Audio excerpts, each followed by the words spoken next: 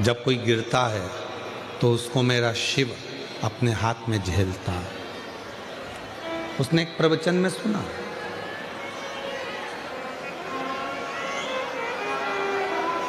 उसने एक प्रवचन में ये सुन लिया कि जब जब कोई गिरता है तो उसको भगवान भोलेनाथ अपने हाथों में झेलते हैं। अपने हाथों में परमात्मा झेलता है, ये उसने अपनी प्रवचन में, सत्संग में, कथा में सुन लिया।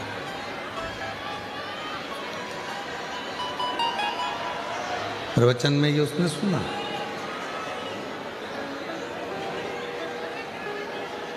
और जब उसने प्रवचन में ये सुना तो उसने ये विचार किया कि अब मैं प्रवचन में तो सुनकर आया हूँ,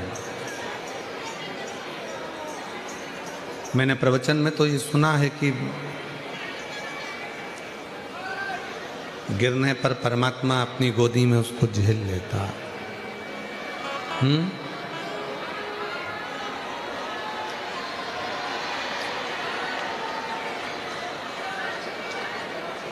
कि परमात्मा गोदी में उसको झेल लेता है, यह हमने प्रवचन में सुना है।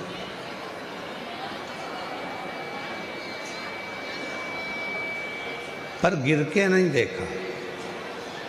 और उस व्यक्ति ने अपना विचार करा कि अब एक काम करता हूं कि एक कुएं में मैं गिर कर देखता हूं। पर संत ने ये थोड़ी ना कहा था कि तुम कुएं में गिर कर देखो।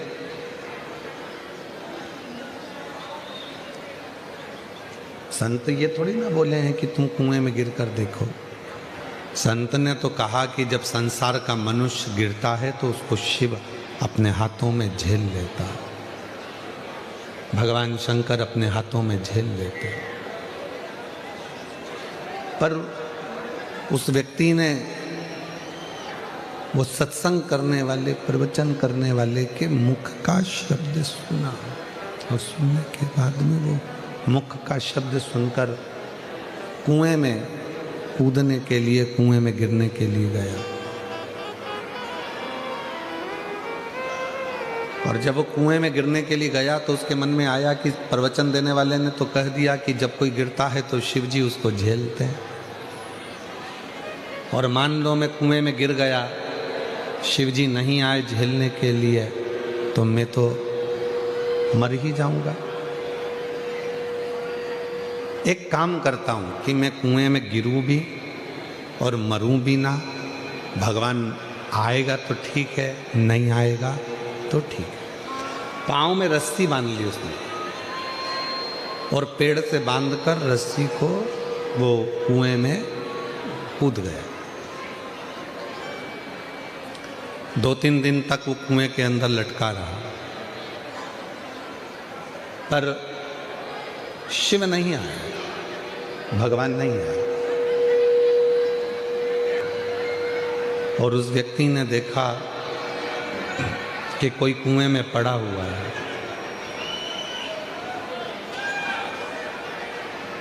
उसने जाकर पूछा, भैया मैं तुमको कुएं से निकाल देता हूं, मैं तुमको कुएं से निकाल देता हूं। तो उसने कहा नहीं नहीं, मुझे कुएं से मत निकालो। मैंने किसी के प्रवचन में सुना था कि जब कोई व्यक्ति नीचे गिरता है तो उसको शिव अपनी गोदी में झेल लेते हैं। भगवान शंकर उसको अपनी गोदी में झेल लेते हैं। मैंने ये प्रवचन में सुना। बात के पीछे अगर मुझे बाबा भोलेनाथ जी का दर्शन हो रहा है तो फिर दिक्कत क्या है। उसने रस्सी ढूंढी, रस्सी मिली नहीं, और बड़ के पेड़ की डालियों को बांधकर वो कुएं में कूद गया। अब रस्सी मजबूत थी पर बड़ के पेड़ की डालियां इतनी मजबूत नहीं थी। बट वृक्ष की डालियां इतनी मजबूत नहीं थी।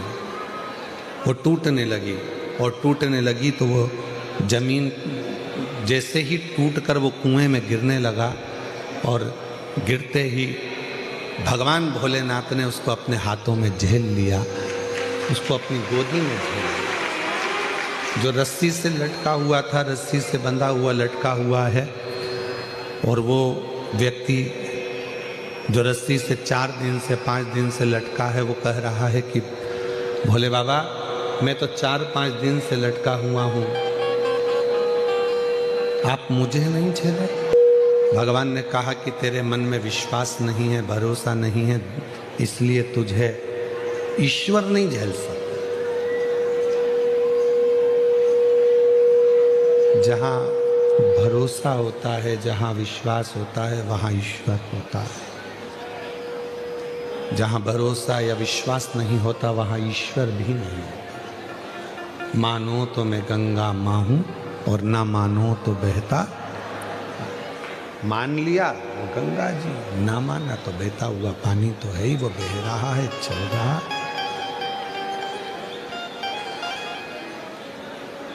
वो बह रहा है, चल रहा।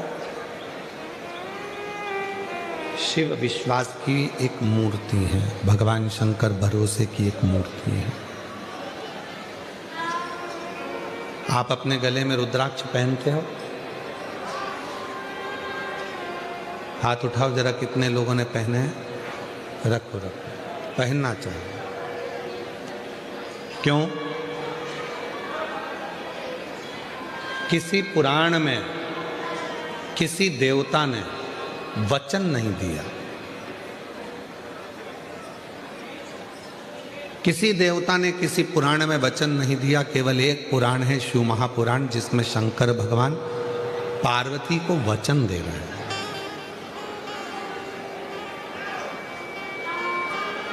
शिव पार्वती को वचन दे रहे हैं, भगवान शंकर पार्वती जी को वचन दे रहे हैं। केवल एक पुराण है और वो है शिव महापुराण, जिसमें भगवान शंकर पार्वती को वचन दे रहे हैं कि पार्वती, ये मेरे प्रेम का अश्रु है रुद्राक्ष।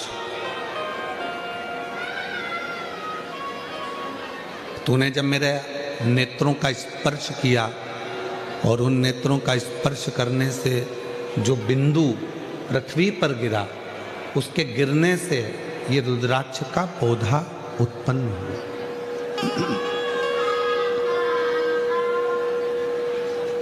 रुद्राक्ष का पौधा उत्पन्न हुआ, ये मेरे प्रेम का प्रतीक है। और दुनिया के लोग, अगर कोई संसार का मनुष्य मुझे ढूंढना चाहता है तो पार्वती, ये रुद्राक्ष मेरा खुद का एक स्वरूप है। जिसके पास रुद्राक्ष होता है, शिव पुराण में शंकर जी पार्वती को वचन देते हैं, उसके साथ मैं हमेशा हर पल, हर घड़ी, हर क्षण रहूं। ऐसा कोई पल नहीं जाता, ऐसा कोई क्षण नहीं जाता, ऐसी कोई घड़ी नहीं जाती जिस समय पर मैं उससे दूर हो जाऊं। मैं उसके साथ रहूं, उसके हर पल, हर घड़ी, हर क्षण उसके साथ।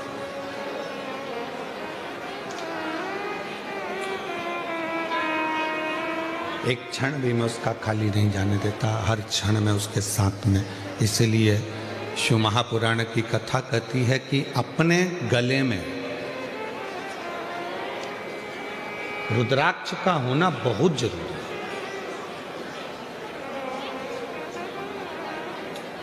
जितने बड़े बड़े साइंटिस्ट इस पर शोध करें कि रुद्राक्ष के फल में, रुद्राक्ष में एक ऊर्जा, एक तत्व अलग से होता है, जो तन पर आने के बाद हमारे ब्लड प्रेशर को और हमारी शुगर का लेवल बराबर कर देता है।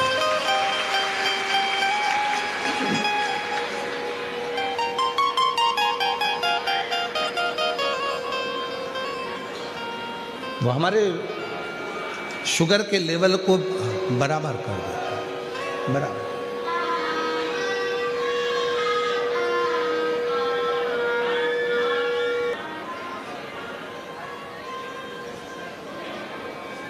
दुनिया में केवल एक बेलपत्री का वृक्ष ऐसा है जिसका बेल का फल बेल के पेड़ में लगा लगा यदि सूख भी जाता है तो सूखने के बाद बेल वृक्ष उसको वापस ताजा कर देता है, हरा कर देता है और वापस वो भर जाता है। केवल एक बेल का पेड़, बेल वृक्ष केवल ऐसा है जिसका फल पुनः वापिस ताजा हो जाए। अगर किसी ने फल को नहीं तोड़ा, वो फल लगा हुआ, और उस फल को लगे हुए फल को कोई नहीं तोड़ रहा है, तो वो फल लगा लगा लगा लगा लगा लगा वापिस ताजा हो जाएगा, वापिस निर्मल हो जाएगा।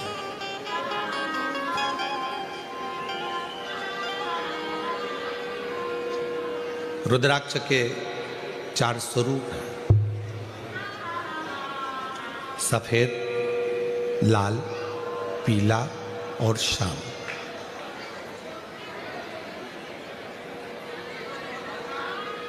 एक सफेद रुद्राक्ष भी होता है, एक लाल रुद्राक्ष भी होता है, एक पीला रुद्राक्ष भी होता है, एक सफेद रुद्राक्ष भी होता है।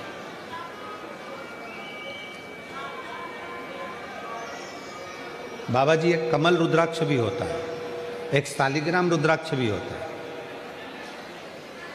वो शालिग्राम की आकृति का होता है। एक कमल रुद्राक्ष होता है, वो कमल की तरह खिला होता है, उसके अंदर भी रुद्राक्ष होता है और पत्तियां उसकी निकली होती है। बाबा जी, और जितने रुद्राक्ष होते हैं, एक मुखी से लेकर 14 मुखी तक शिव पुराण में वर्णन है, और एक मुखी से 21 मुखी तक स्कंद पुराण में वर्णन है। स्कंद पुराण में सारे रुद्राक्षों में, मान लो एक मुखी रुद्राक्ष आपको मिल गया, बाबा की कृपा है। अगर असली मिल गया तो ये शिव कृपा है, शंकर की करुणा, शिव की दया।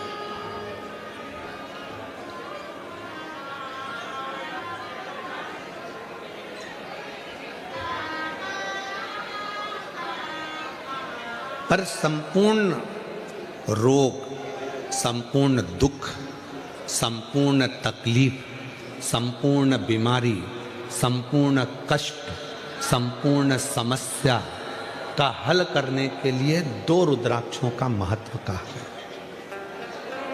बहुत सालों के बाद ये बात निकली है व्यासपीठ से।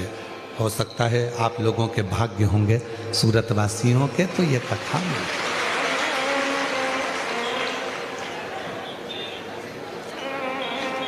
2 रुद्राक्ष ऐसे होते हैं जो संपूर्ण बीमारी के लिए, रोग के लिए, तकलीफ के लिए, कष्ट के लिए, दुख के लिए निवारण का कार्य करते हैं। वो है पहले नंबर पर 5 मुखी रुद्राक्ष। क्यों? शिव पंचानंद है। भगवान शंकर का एक मुख अघोर मुख है। अघोर मुख, अघोर मुख का मतलब है कि उनको क्रोध नहीं आता। अघोर मुख का मतलब है कि वो शांत स्वरूप हैं। कर्पूर घोरम संसार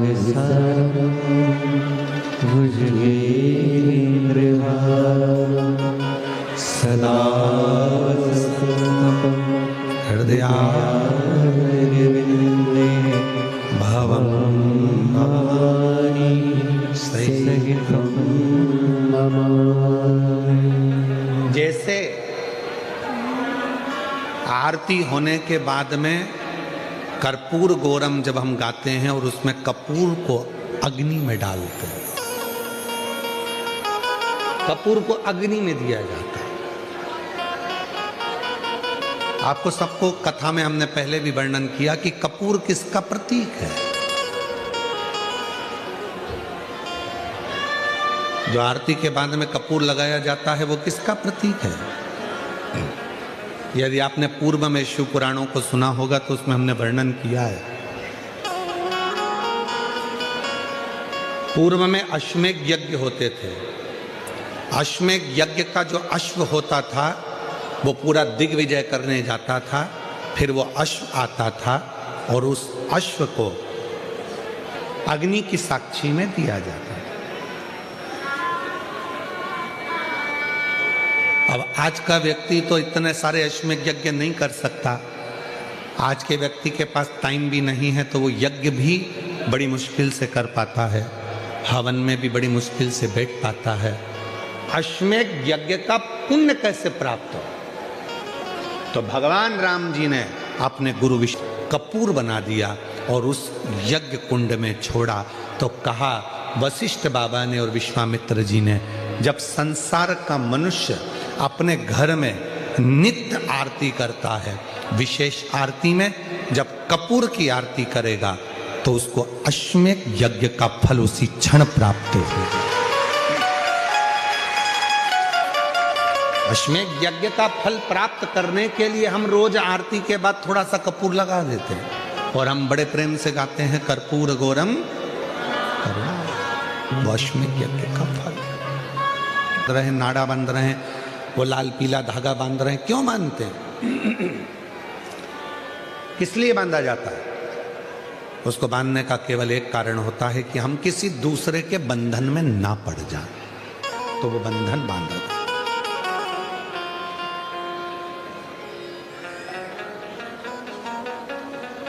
हमारे सनातन धर्म में माताएं तिलक लगाती हैं, बिंदी लगाती हैं, मांग भरती हैं। ब्रह्मांड के मध्य बिंदु में एक सूर्य रेखा होती है,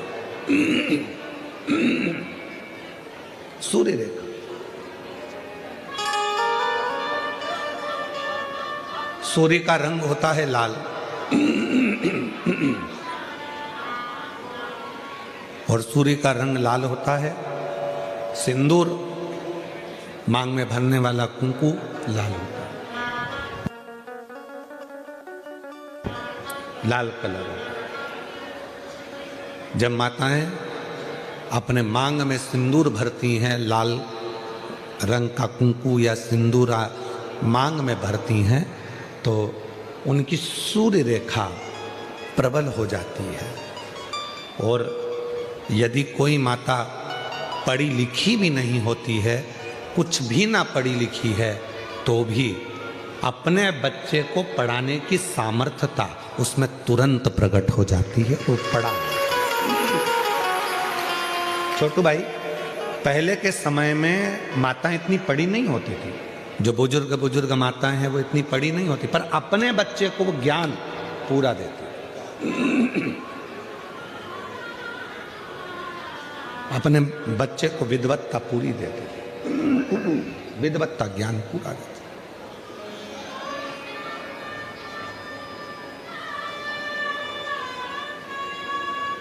जितने भी सनातन धर्म के ये कार्य हैं, हाथ में मौली बांधना, मस्तक पर तिलक लगाना, मांग भर लेना, मंगल सूत्र धारण कर लेना, शादी के समय पर मंगल सूत्र गले में पहनाया जाता है। क्यों पहनाते हैं मंगल सूत्र? क्योंकि उस मंगल सूत्र में कुछ दाने काले होते हैं, कुछ दाने पीले होते हैं। कुछ दाने सोने के होते हैं पीले कलर के, कुछ काले कलर के होते हैं, और बीच में एक छोटा सा पेंडिल हो जाता है मंगल सूत्र। वो मंगल सूत्र शादी के मंडप में लड़का लड़की को इसलिए पहनाता है कि इस मंगल सूत्र को तुम देख लो, जैसा यह मंगल सूत्र है वैसा ही हमारा जीवन रहेगा। कुछ दिन काले रहेंगे तो कुछ दिन पीले रहेंगे, कुछ दिन सुख के रहेंगे तो कुछ दिन दुख के रहेंगे। पर चिंता मत करना, ये सुख और दुख के दिनों में जब हम पूर्ण तरह से निकल जाएंगे तब आखिरी में एक पेंडिल आता है। उसी तरह फिर हमारी जिंदगी में एक आनंद का दिन जरूर आएगा। चिंता मत, वो दिन जरूर आएगा। वो दिन अपनी जिंदगी में खुशी का दिन जरूर आएगा, सुख का दिन जरूर आएगा।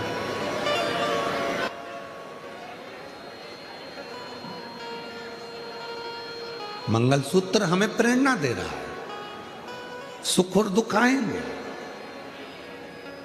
जिंदगी है। कभी भी याद रखना, कोई महाराज तुमको मिल जाए और कह दे कि मैं तुम्हारी जिंदगी में दुख नहीं आने दूंगा, समझ लेना पक्का बेवकूफ बना रहा है।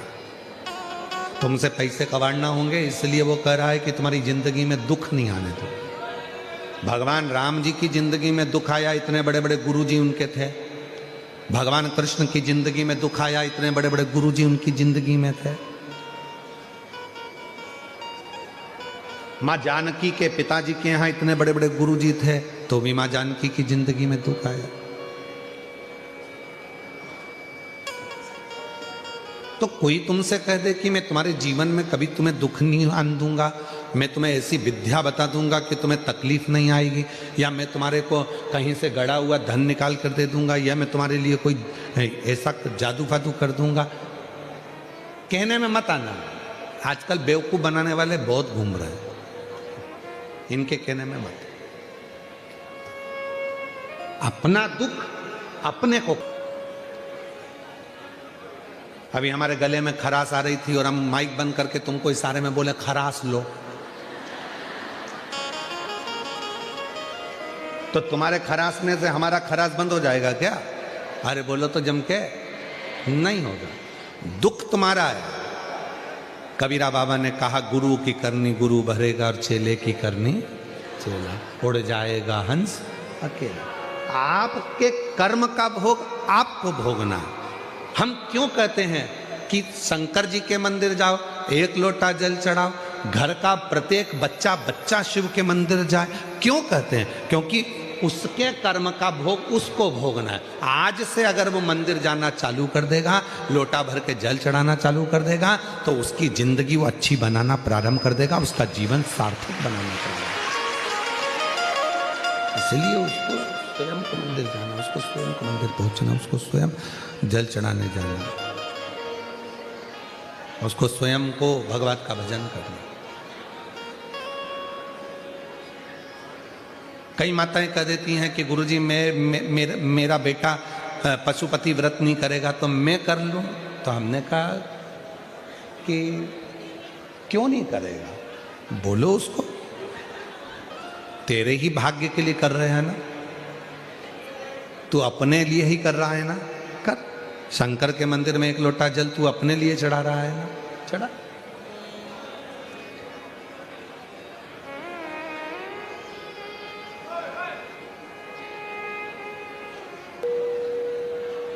पाप भी तुम्हारा है और पुण्य भी तुम्हारा।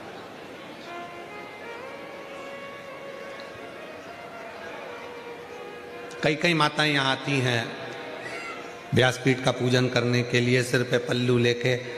उसका पति अगर कुछ दान कर रहा है या बेलपत्र चढ़ा रहा है तो वो अपने पति को छू लेती है, टच कर लेती है। तो हमने एक दो माताओं से पूछा इससे क्या होता है, तो कहा 50-50 आधा। हमने कहा ठीक है,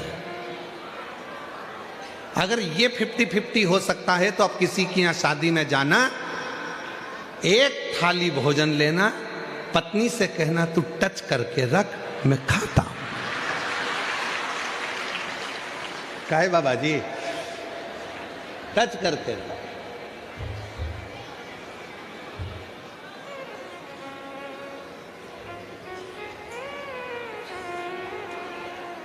समोसा तुम खाओगे और पत्नी से कहो टच कर ले, स्वाद आया ना?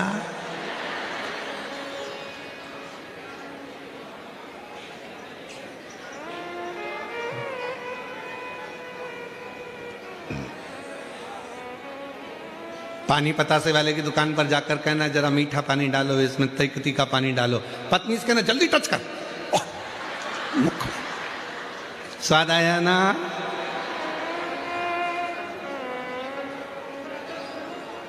पति खाएगा तो पति को स्वाद आएगा और पत्नी खाएगी तो पत्नी को। फिर ये सिस्टम कौन ने लगा दिया? ये सिस्टम लेकर कौन आया कि टच कर लो?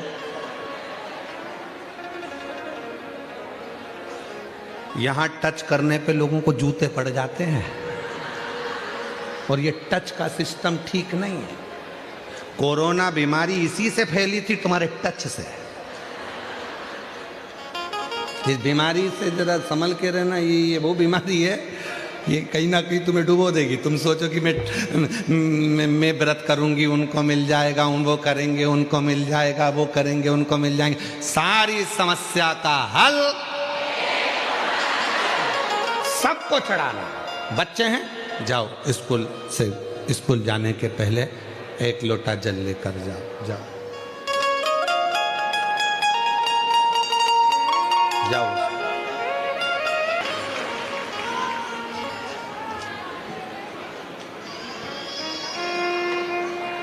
शंभू।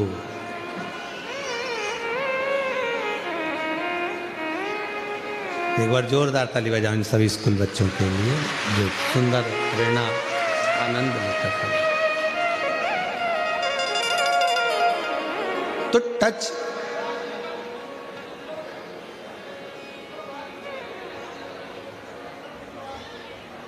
दान में, धर्म में, पुण्य में, संकीर्तन में, सत्संग में, भजन में, कीर्तन में स्वतः करिए, स्वयं का करिए। हाथ में खुजाल चल रही है और तुम पड़ोसी से कह रहे हो तो तेरे हाथ में खुजाल नहीं, उससे मतलब नहीं। अपने को स्वयं खुजाना पड़ेगा, अपने को स्वयं खाना पड़ेगा, स्वयं अपने को छींकना पड़ेगा, स्वयं। कोई दूसरा नहीं करेगा हमारा, स्वयं को करेगा।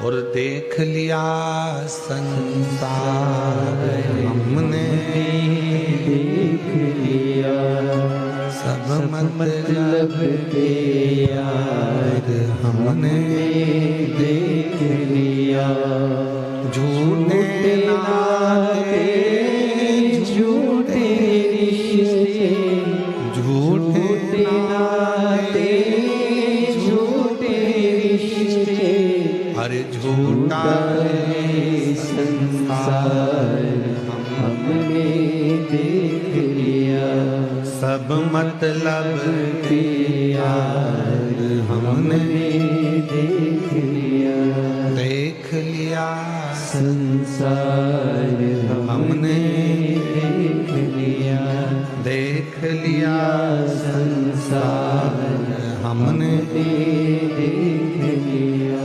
छूने से अपना भजन अपने को स्वयं करना पड़ेगा, अपना संकीर्तन अपने को स्वयं करना पड़ेगा, अपनी अविरल भक्ति अपने को स्वयं धारण करना पड़ेगा, अपना स्मरण अपने को स्वयं करना पड़ेगा, कोई दूसरा नहीं करेगा महाराज। शंभु शंभु शंभु शंभु, दूसरा नहीं करेगा, अपने को स्वयं करना है, स्वयं। तो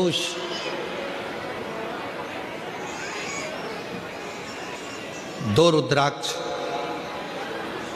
एक मुखी से 14 मुखी के बीच में, एक मुखी से 21 मुखी के बीच में, एक से 14 के बीच में, एक से 21 के बीच में दो रुद्राक्ष हैं। वो दो रुद्राक्ष जो दुख को, तकलीफ को, कष्ट को, रोग को, बीमारी को, तकलीफों को मिटा दे, वो दो रुद्राक्ष। पहले नंबर का रुद्राक्ष है कितने मुखी? जम के बोलो, 5 मुखी। और दूसरे नंबर का रुद्राक्ष का वर्णन किया गया 7 मुखी। कौन सा रुद्राक्ष? 7। पहला है 5 मुखी, दूसरा है 7 मुखी। ये दोनों भगवान पंचमुखी जो रुद्राक्ष है उसमें से एक शिवजी का मुख है अघोर मुख, अघोर मुख।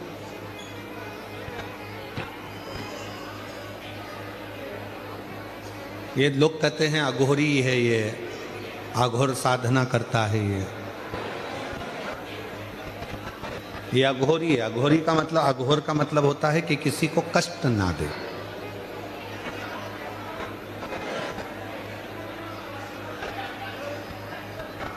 सच्चा यदि कोई संत होगा,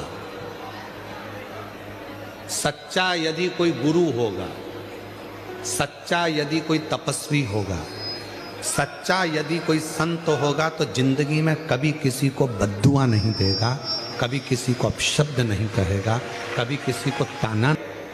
ये फ्लाइट बाबा हैं, भारत की भूमि हो चाहे विदेश की भूमि हो, जमीन पर इनका कोई मकान नहीं है, जमीन पर कोई इनका आश्रम नहीं है, जमीन पर इनका कोई बैंक में अकाउंट नहीं है।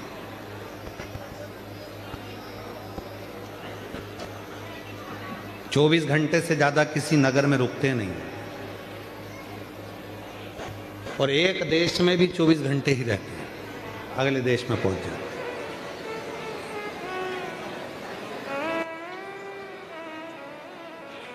शायद ही कोई सेठ होगा, कोई करोड़पति होगा, कोई अरबपति होगा जो दान धर्म इतना करता होगा जितना ये फ्लाइट बाबा। कोई बेटी की शादी है, रोते हुए आया, झोले में से इनने निकाला, देना प्रारंभ करा। क्या कोई रकम, क्या कोई गहना, क्या कोई पैसा, कोई शिक्षा है, कोई चिकित्सा है, बाबा रहते फक्कड़ हैं। लोगों को लगेगा कुछ नहीं, पर वो कपड़े में ना जाने क्या रहता है कि बाबा की कृपा से सबको प्राप्त भी होता रहता है। बाबा फक्कड़ है, कुछ नहीं है, पर इनका बड़ा प्रेम है कि वो यहाँ आते हैं, कथा में आशीर्वाद मिल जाता है, साधुता दर्शन हो जाता है। यही पुण्यता, यही पुण्य।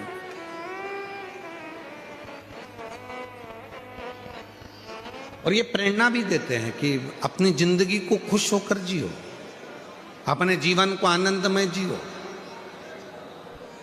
2 रुद्राक्ष हैं और वो 2 रुद्राक्ष में एक 5 मुखी, एक 7 मुखी। 5 मुखी रुद्राक्ष में एक, ये 5 मुखी जो रुद्राक्ष होते हैं, इसमें शंकर भगवान का एक अघोर मुख होता है, वो शांति का प्रतीक हो,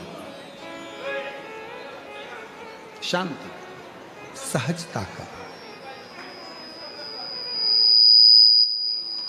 लोग कहते हैं कि अघोरी के पास मत जाना, अघोर विद्या करने वाले दूसरे का बुरा कर, ना ना ना।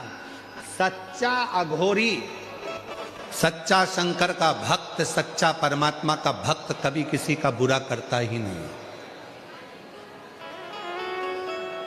चलो उठाकर देखिए अपने शास्त्रों को, बड़े बड़े ध्यान से उठाकर देखना आप, कहीं सियोर वाला महाराज गलत तो नहीं बोल दिया।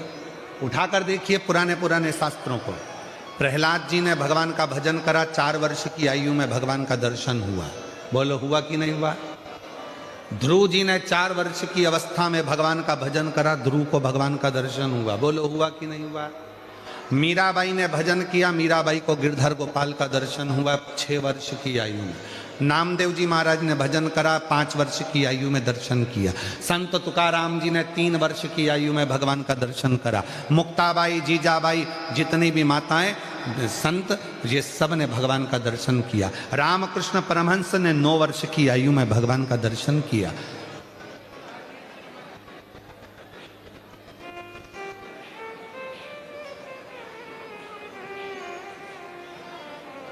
भगवत भजन।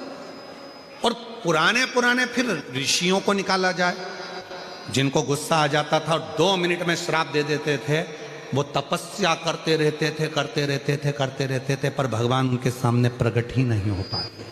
कारण क्या था? पुण्य तो इकट्ठा करते थे, तपस्या के बल पर वो अपने पुण्य एकत्रित कर लेते थे, पर गुस्से में आकर श्राप दे देते थे। श्राप दिया, पुण्य समाप्त, पुण्य समाप्त, तो परमात्मा का दर्शन नहीं हो पाता। हमने पुण्य किसके लिए इकट्ठा करा? अपने लिए। और अगर हम उसको अपशब्द कहकर, गाली देकर, आड़ा टेढ़ा बोलकर, बद्दुआ देकर, किसी को श्राप देकर अपने पुण्य को अगर हम समाप्त कर लेते हैं तो परमात्मा कभी नहीं मिलता। कई लोग कह देते हैं हमने इतना भजन करा है, हमें परमात्मा लेने आएगा। मैंने इतना भजन करा है, मुझे भगवान लेने के लिए आएगा। मैंने अपशब्द बोला। विक्रम बेताल की कथा किस किसने देखी टीवी पर? हाथ उठाइए। विक्रम बेताल नाटक आता था, सीरियल आता था, आज भी डला होगा टीवी पर, यूट्यूब पर। उसका सबसे बड़ा एक ही चीज थी, क्या थी? तू बोला मैं चला। बस वो विक्रम बेताल की कथा संत को याद कर लेना चाहिए, एक अच्छे साधु को याद कर लेना चाहिए कि हमारे मुख से अपशब्द निकला और हमारा पुण्य चला। तू बोला मैं चला, तूने अपशब्द बोला, तूने बद्दुआ दी, तूने अपशब्द बोला, तूने श्राप दिया, तूने आड़ा टेढ़ा बोला, और वो पुण्य हमारा पूरा चले गया। फिर वो पुण्य नहीं रहता।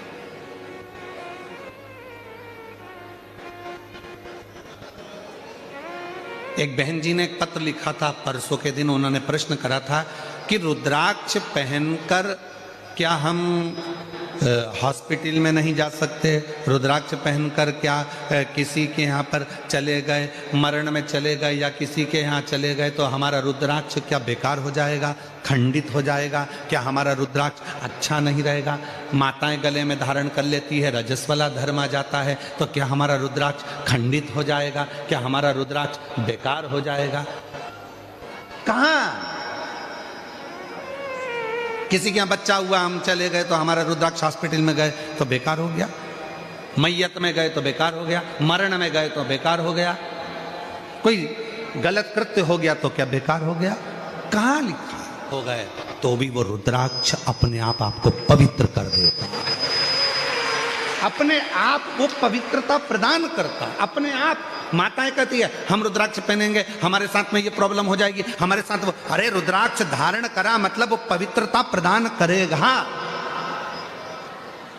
पवित्रता देगा। कोई कहता है हम शमशान में पहन कर जाएंगे हमारा रुद्राक्ष बेकार हो गया ना। तुलसी की माला और रुद्राक्ष की माला कभी जिंदगी में अशुद्ध नहीं होती, वो शुद्ध की शुद्ध बनी रहती है, वो पवित्र की पवित्र बनी रहती है, उसमें शुद्धता रहती है, उसकी अपवित्रता कभी वो अपवित्र नहीं होता, उसमें पवित्रता बनी, वो शुद्ध नहीं होता।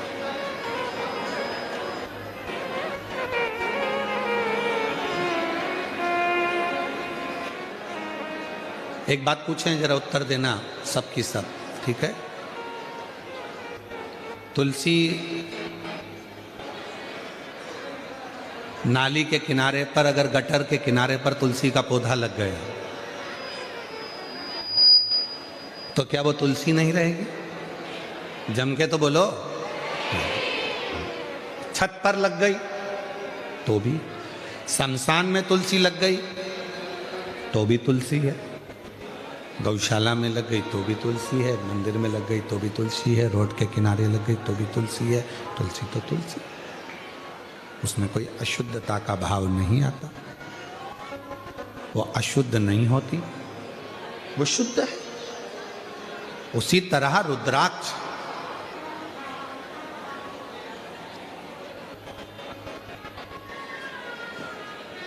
गलत जगह चले गए, कोई गलत खाने पीने वालों के साथ में बैठ गए, कोई गलत व्यक्ति का संग मिल गया तो क्या रुद्राक्ष हमारा शुद्ध हो गया? नहीं, रुद्राक्ष की शुद्धता वो अपने आप में पवित्रता है और पवित्र रहता है, उसमें अशुद्धता का भाव नहीं आता, वो शुद्ध है, शुद्ध रहेगा और शुद्धता का कार्य ही वो करेगा, शुद्धता का।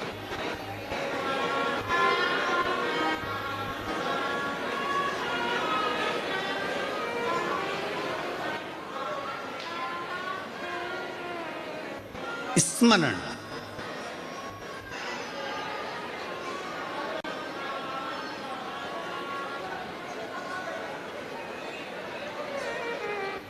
भोले शंकर त्रिपुरारी माँ, भोले शंकर त्रिपुरारी माँ गंगा जी की मैया। बैठ जाओ बैठ जाओ। भोले शंकर त्रिपुरारी माँ, बोलो सब बोलो सब बोलो। भोले शंकर त्रिपुरारी माँ गंगा जी की बलिहारी। भोले शंकर त्रिपुरारी माँ गंगा जी की बलिहारी। वल्लभ विठ्ठल गिरधारी माँ यमुना जी की बलिहारी। वल्लभ विठ्ठल गिरधारी माँ यमुना जी की बलिहारी। वल्लभ विठ्ठल गिरधारी माँ यमुना जी की बलिहारी। वल्लभ सब बोलो। गिरधारी माँ यमुना जी की बलिहारी। ओ भोले भोले शंकर त्रिपुरारी, माँ गंगा जी की बलिहारी। भोले शंकर त्रिपुरारी, माँ गंगारी, माँ यमुना जी की बलिहारी। वल्लभ विठ्ठल गिरधारी, माँ यमुना जी की बलिहारी। ओ वल्लभ विठ्ठल गिरधारी, माँ यमुना जी की बलिहारी। वल्लभ विठ्ठल गिरधारी, माँ यमुना जी की बलिहारी। ओ भोले शंकर त्रिपुरारी, माँ गंगा जी की बलिहारी। भोले शंकर त्रिपुरारी, माँ गंगा जी की बलिहारी। शिव शक्ति एक है। यमुना भी पवित्र कर रही हैं, गंगा भी पवित्र कर रही है। गंगा का जल उत्तराखंड से चला गंगोत्री से, पहुँचते पहुँचते पहुँचते पहुँचते प्रयागराज पहुँच गया। प्रयागराज से फिर काशी पहुँच गया, काशी से फिर चलता कोलकाता पहुँच गया, गंगा सागर में जाकर मिल गया। गंगा जहाँ से बहकर जा रही है उसने सबको पवित्र कर दिया। यमुना जी जहाँ से बहकर जा रही है उन्होंने सबको पवित्र कर दिया, सबको। उसी तरह रुद्राक्ष गले में है, वो आपको पवित्र कर रहा है, पवित्र। बिना संकोच के मेरी जीजियां, बिना संकोच के मेरे बेटा, बिना संकोच की मेरी बेटियां, बिना संकोच के मेरे बुजुर्ग, बिना संकोच के मेरी बुजुर्ग माताएं। कोई कह रहा है शरीर में लकवा लग सकता है, पैरालिसिस आ सकता है, ब्रेन स्ट्रोक आ सकता है, हेमरेज हो सकता है।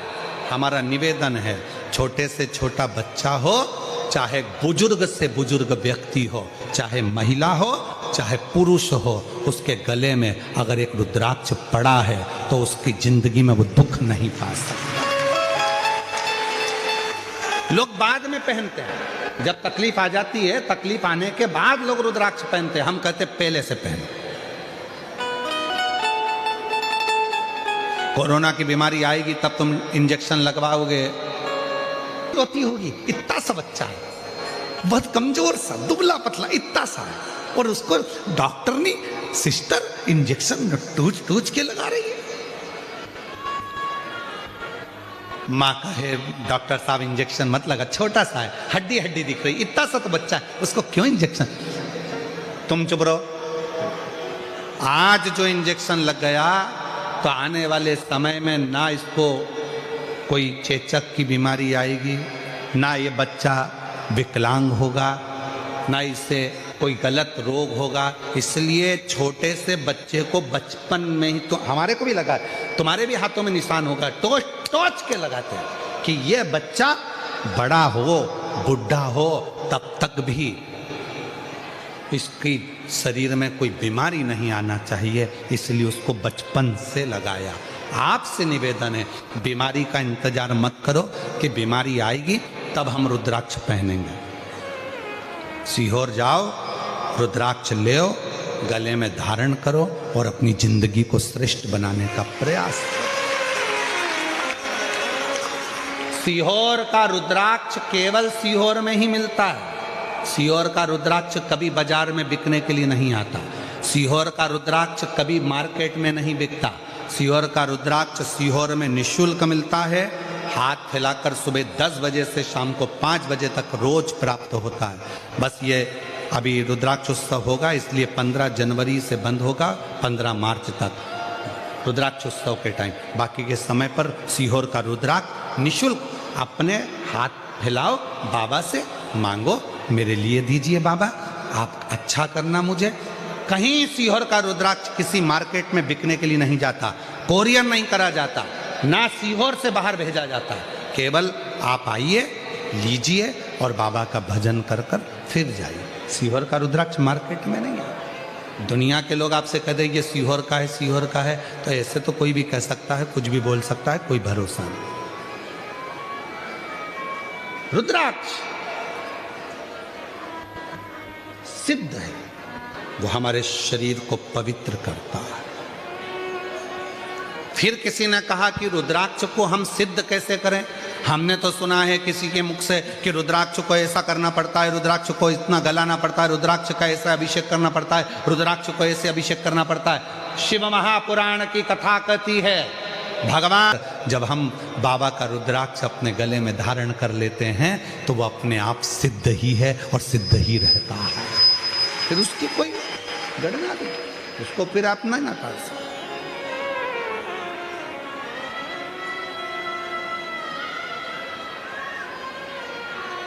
पंचमुखी रुद्राक्ष में एक मुख होता है अघोर। अघोर एक सुंदर चरित्र आता है हमारे शास्त्रों में पढ़ने में कि एक अघोरासुर हुआ।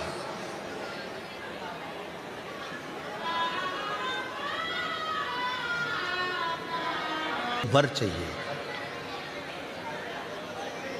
पर शिवपुराण तो कहती है बादाम खाओगे तो भी मरोगे और नहीं खाओगे बोलो तो भी मरोगे। 50 लाख की गाड़ी में घूमोगे तो भी मरोगे और साइकिल पे घूमोगे तो भी मरोगे। बंगले में रहोगे तो भी मरोगे और झोपड़े में रहोगे तो भी मरोगे। खाओगे रोटी तो भी मरोगे, नहीं खाओगे तो भी मरोगे। मरना तो सबको है, बस कथा सुनोगे तो भी मरोगे, नहीं सुनोगे तो भी मरोगे। तो आप लोगों के मन में प्रश्न आ जाएगा फिर हम काय को सुने जब मर नहीं है तो उसका एक कारण है। बिल्ली अपने मुख से चूहे को पकड़ती है, जिंदा छोड़ देती है क्या? जम के बोलो नहीं। और बिल्ली अपने मुख से अपने बच्चे को पकड़कर 7 घर लेकर जाती है, मार डालती है क्या? नहीं। बिल्ली का मुख वही है, चूहे को पकड़ा नष्ट कर दिया, अपने बच्चे को पकड़ा 7 घर लेकर गई, उसको मरने नहीं दिया। बस उसी तरह शिव महापुराण की कथा सुनोगे तो भी मरोगे, नहीं सुनोगे तो भी मरोगे। नहीं सुनी तो चूहे के बच्चे जैसे मसल ले जाओगे और सुन ली तो बिल्ली के बच्चे जैसे पार उतर जाना तो है, प्राण तो छूटना है, बच लो। तो मृत्यु तो निश्चित है, मरना निश्चित है, प्राण तो जाना है, उसको कोई छोड़ नहीं सकता। इसलिए मेरी जीजियों से निवेदन है, मेरे जीजाओं से भी निवेदन है, अपने घर में अलमारी में जितनी अच्छी अच्छी साड़ियां हो सब पहनो। जितने अच्छे कपड़े अपने घर में रखें सब रोज पहनो, संभाल संभाल के मत रखो इसको दिवाली पे पहनूंगी, दिवाली पे पहनूंगी, और दिवाली से पहले निपट गई तो कोई भरोसा? खूब अच्छी है। आज से घर जाना और अपने पास में जो अच्छी अच्छी साड़ियां रोज निकाल के पहनो। अब वो बोले कहीं जाना ही नहीं है तो क्यों पहनो? कोई नहीं देखे, वो तो देखे, बस पहनना है तो पहन। कोई तुमको कितना भी टोके, बताओ इतनी सज धज के, और वो धागा से काय को सोचना। और कोई तुमसे कहते बुढ़ापे में ऐसी सज धज के कहां जा रही है? बुढ़ा तेरा बाप, ओल्ड इज गोल्ड। मुझसे कह रही है कि मैं बुढ़ी? हट।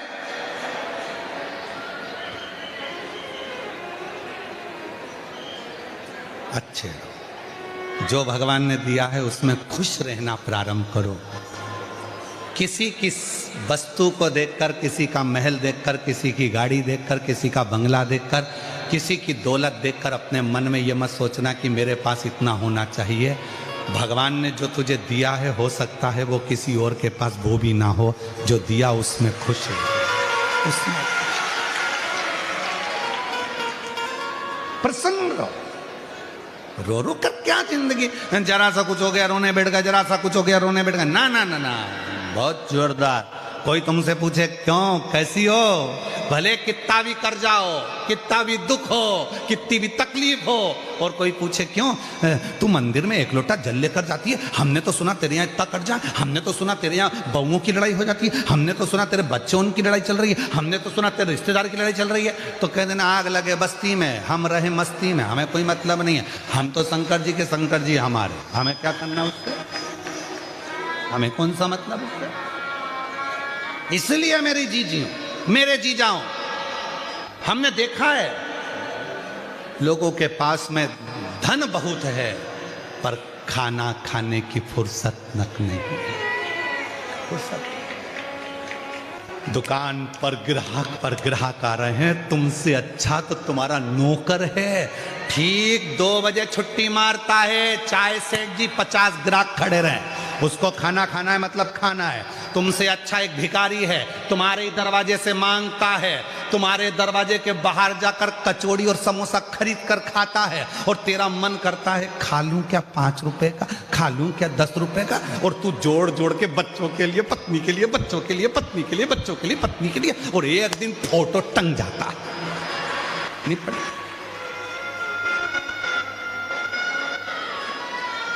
फोटो टंग गया दीवार पर, और उस पे प्लास्टिक के फूल की माला, वो भी हवा में हिल रही।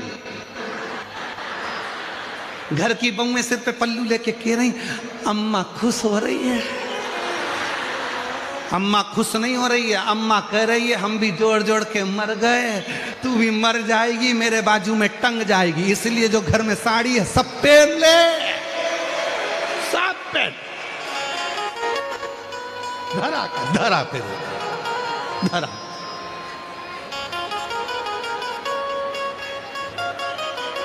इसलिए काल करो सो, आज करो सो, घर जाके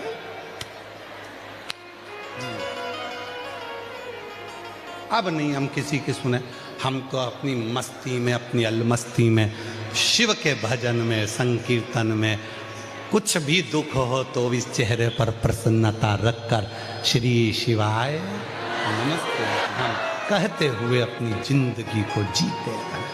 अघोरासुर हो गए, और वो अघोरासुर ने महाराज ब्रह्मा जी से वर मांगा कि मैं कभी मरूं ना, मेरे प्राण ना जाएं, मेरी मृत्यु ना हो। ना ना, मृत्यु तो निश्चित, प्राण तो छूटेंगे, मरना तो पड़ेगा,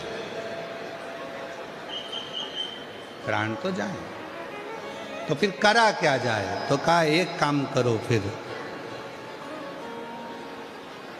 एक काम, जैसे शिव महापुराण की कथा सुनने वाले जो भक्त आते हैं, आखिरी दिन की जो कथा सुनते हैं, आरती होती है, बाबा की मिट्टी को प्रणाम जा रहा है, हमारी झोली में कुछ तो डाल जा, कुछ तो दे जा, जिससे फिर आए कथा का रस तत्व जो है कुछ तो दे।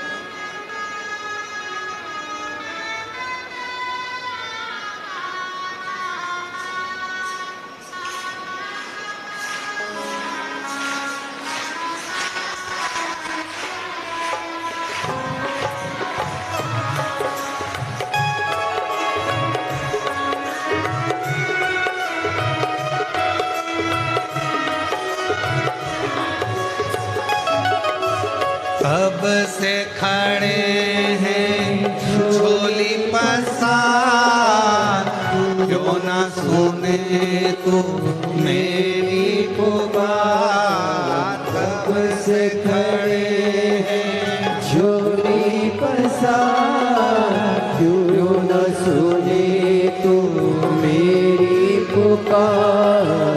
कब से खड़े हैं झोली पसार, क्यों ना सुने तू मेरी पुकार। कब से खड़े हैं झोली पसार, क्यों न सुने मेरी पुकार, मुझे तेरा ही सहारा है मेरे भोले बाबा, मुझे तेरा ही सहारा है मेरे भोले बाबा, मैंने तुम्हें ही पुकारा है मेरे भोले बाबा, मैंने तुम्हें ही पुकारा है मेरे भोले बाबा।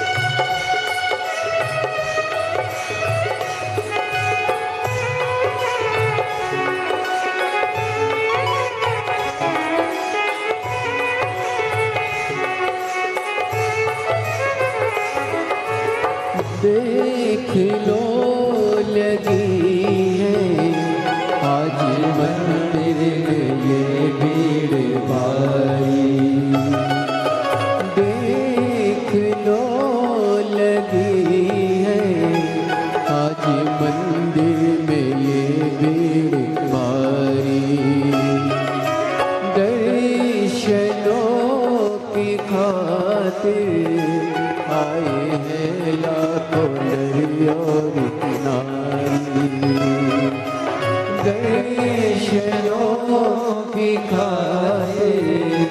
हमारे बीच में लोकसभा सांसद जी पधारे हैं, एक बार जोरदार ताली बजाकर स्वागत। लोकसभा सांसद दर्शनों की खातिर आए हैं लाखों नर और नारी, आ जाए भोले बाबा, आ जाए भोले बाबा, दिलों ने पुकारा है मेरे भोले बाबा, दिलों ने पुकारा है मेरे भोले बाबा।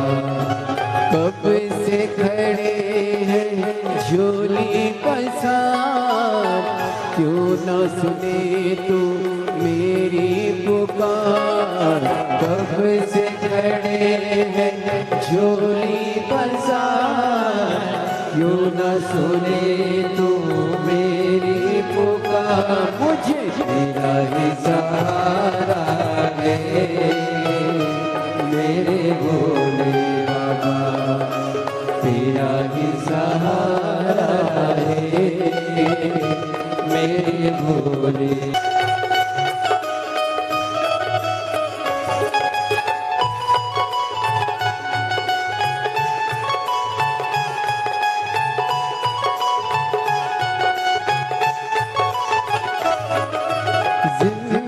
जिंदगी से हारे गम जमाने का हम लेके आए, जिंदगी से हारे गम जमाने का हम लेके आए,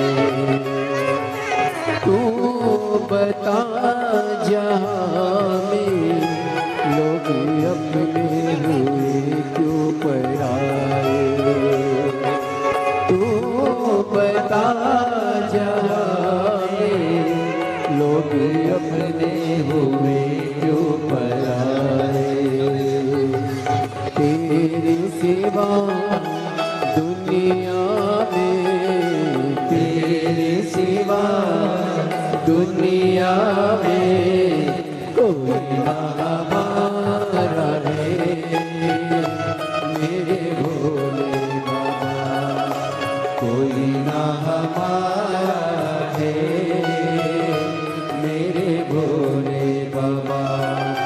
कब से खड़े हैं झोली पसार, क्यों न सुने तू मेरी पुकार, कब से खड़े हैं झोली पसार,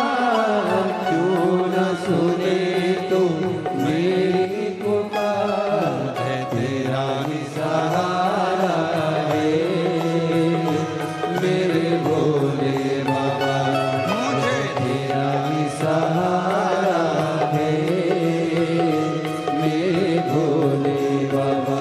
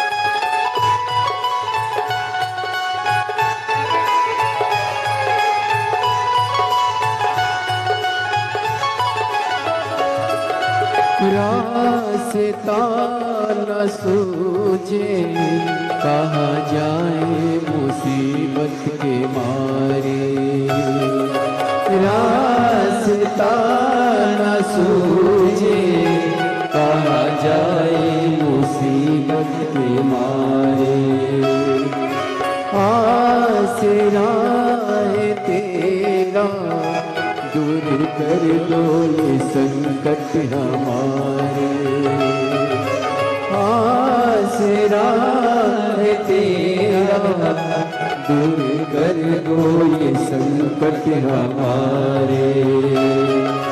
सुनते हैं तूने ही सुनते हैं तूने ही लाखों को भारा है बसा, क्यों न सुने तू मेरी पुकार, कब से खड़े हैं झोली पसार, तू न सुने तू मेरी पुकार, मुझे तेरा ही सहारा है मेरे भोले बाबा, मुझे तेरा ही सहारा है मेरे भोले बाबा, मैंने तुम्हें ही पुकारा है मेरे भोले बाबा, मैंने तुम्हें ही पुकारा।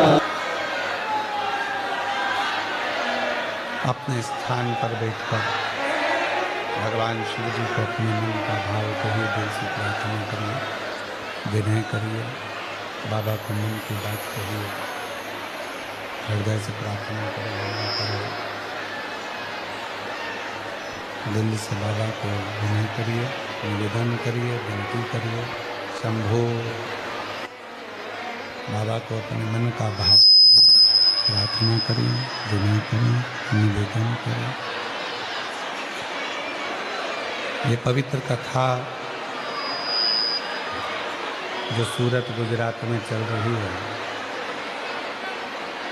आज कथा का 7वां दिवस है। जहाँ जगह मिले वहाँ बैठकर बाबा को अपने मन का भाव कहिए, निवेदन करिए, प्रार्थना करिए, विनती करिए।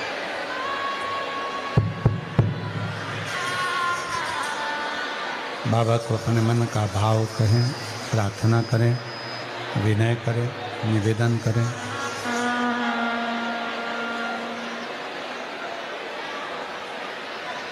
ये कथा आज विराम हो जाएगी।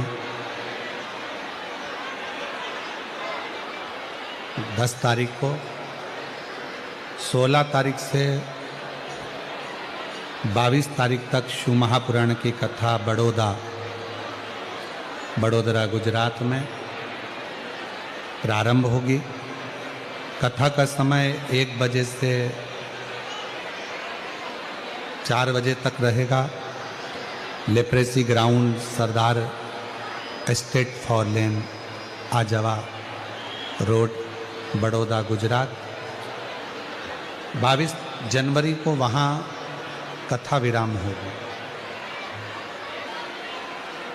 और 27 जनवरी से शिव महापुराण की कथा 31 जनवरी तक 5 दिन तक प्रयागराज में त्रिवेणी के संगम पर माघ मेले में सतुआ बाबा शिविर में पवित्र कथा रहेगी। 1 बजे से 4 बजे तक उस कथा का लाभ लेंगे। खाक चौक, महावीर मार्ग, पाटुन, पुल नंबर 1, माघ मेला, प्रयागराज। फिर 11, 12, 13 फरवरी डबरा, मध्य प्रदेश में शिव पुराण की कथा 3 दिन की डबरा में रहे। फिर 7 दिवसीय रुद्राक्ष महोत्सव 14 से 20 फरवरी सीहोर बाबा की भूमि कंकर शंकर की धरा पर रहेगी। आप और हम उसको श्रवण करेंगे और जीवन में करेंगे। आज कथा का रिटर्न बढ़ा दे बाबा। आज कथा का 7वां दिन है, विराम दिवस है। जहाँ आपको जगह मिल जाए वहाँ बैठकर बाबा को प्रार्थना करें। साथ में बोलना भी और कहना भी, बाबा तेरे भरोसे ही मैं इस कथा को श्रवण करने के लिए कामना है वो भगवान शिव जी से अवश्य हो।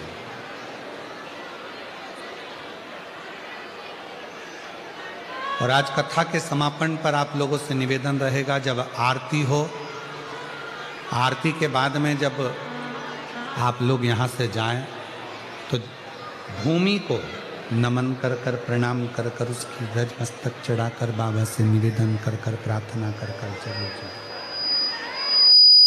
बाबा को विनय कर कर जाएं, प्रार्थना कर कर जाएं, निवेदन कर कर जाएं। साथ में आप लोग और आप और हम सब बोलेंगे, बाबा को प्रार्थना करेंगे, निवेदन करेंगे।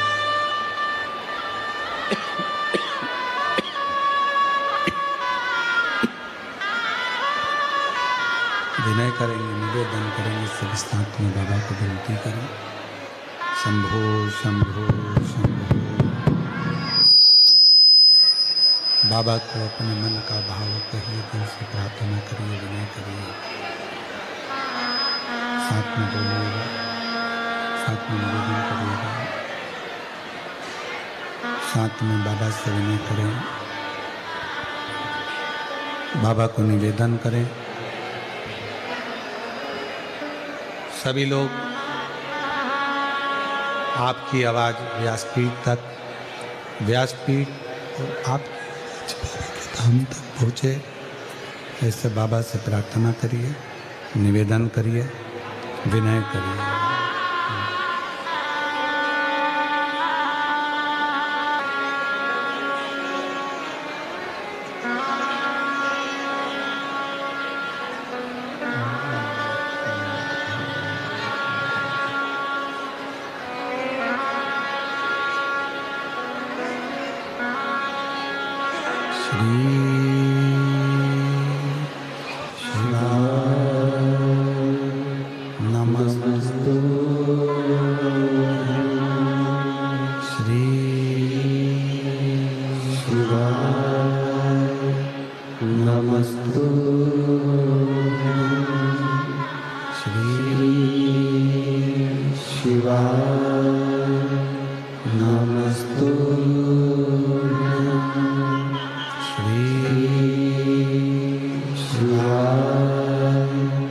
नमस्तु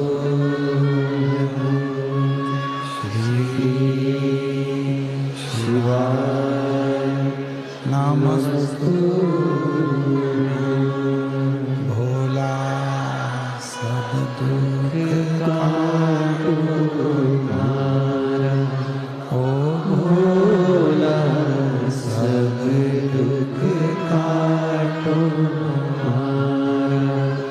शिव शंकर जपो तेरी माला, भोले बाबा जपो तेरी माला, भोला सब दुख काटरी,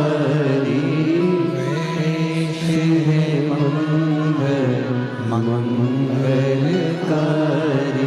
शमशान निवासी हमारा, शमशान निवासी हमारा, ओ भोला सब दुख काटो हमारा, ओ भोला सब दुख काटो हमारा।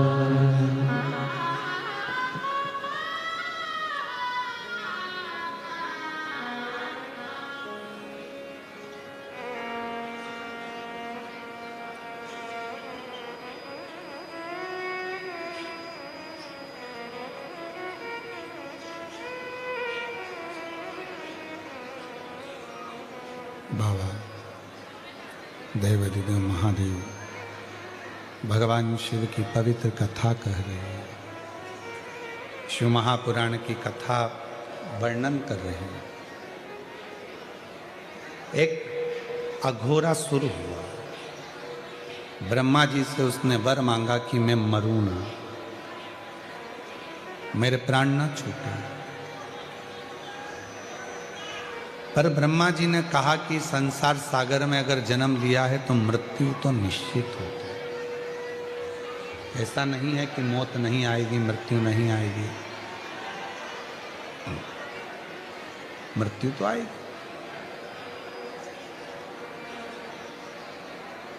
तुम और कोई वर मांग लो जो तुमको चाहिए। तो कहा अगर वर देना, क्रोध से मैं ना मरूं, हाँ यदि कोई सरलता के भाव में मुझे मारेगा तो मैं मरने को तैयार।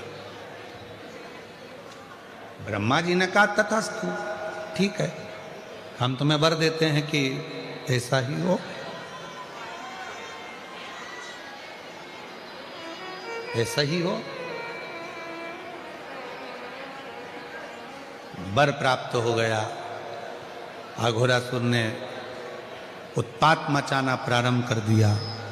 ऐसा उत्पात अघोरासुर ने मचाया, तब ब्रह्मदेव ने भगवान शिव के पास में सूचना पहुंचाई कि इस अघोरासुर को आप समाप्त कर सकते हैं।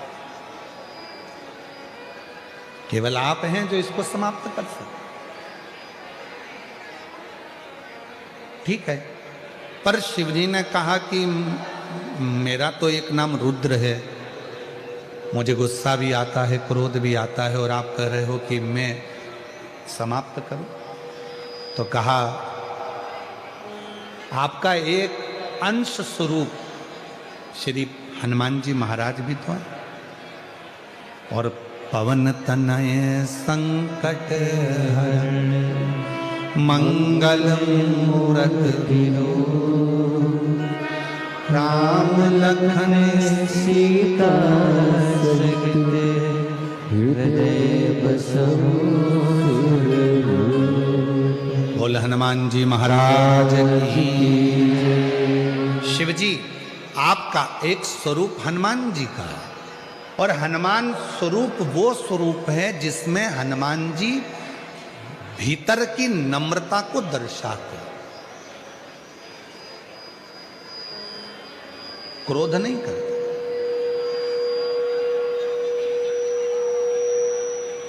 कितना कितना क्रोध हनुमान जी को दिलाया गया, पर हनुमान जी गुस्सा नहीं कर। लंका के राजा रावण ने हनुमान जी का अपमान तक कर दिया था, उनको बैठने के लिए स्थान नहीं दिया था।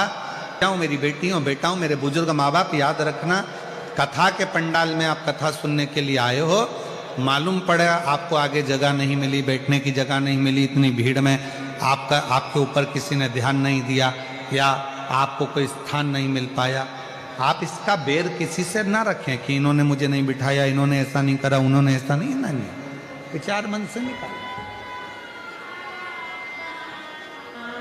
शीतलता अपने भीतर रखें। हनुमान जी को तो स्थान नहीं दिया था बैठने के लिए, तो भी हनुमान जी महाराज क्रोध नहीं करे, शांति शांति। मान लो अगर मुझ में क्रोध आ भी जाए, मान लो अगर क्रोध आ भी जाए, तो एक काम करना कि भीतर से शीतलता देना। तो हनुमान जी ने कहा मैं मंत्र जाप करूंगा, राम नाम जप करूंगा और आपको शीतलता दूंगा, पर गंगा जी को भी आमंत्रित करा जाए और पार्वती जी को भी आमंत्रित करा जाए। मां गंगा जी को भी बुलाया। गंगा, जब मैं अघोरासुर को मारूं तब तुम मुझे शीतलता देना, शीतलता। पार्वती, जब मैं अघोरासुर को मारूं तो तुम मुझे शक्ति और भक्ति दोनों साथ देना, ठीक है। हनुमान जी हैं, गंगा जी है और पार्वती जी हैं, और शिव जी आज अघोरासुर को मारने के लिए जा रहे हैं।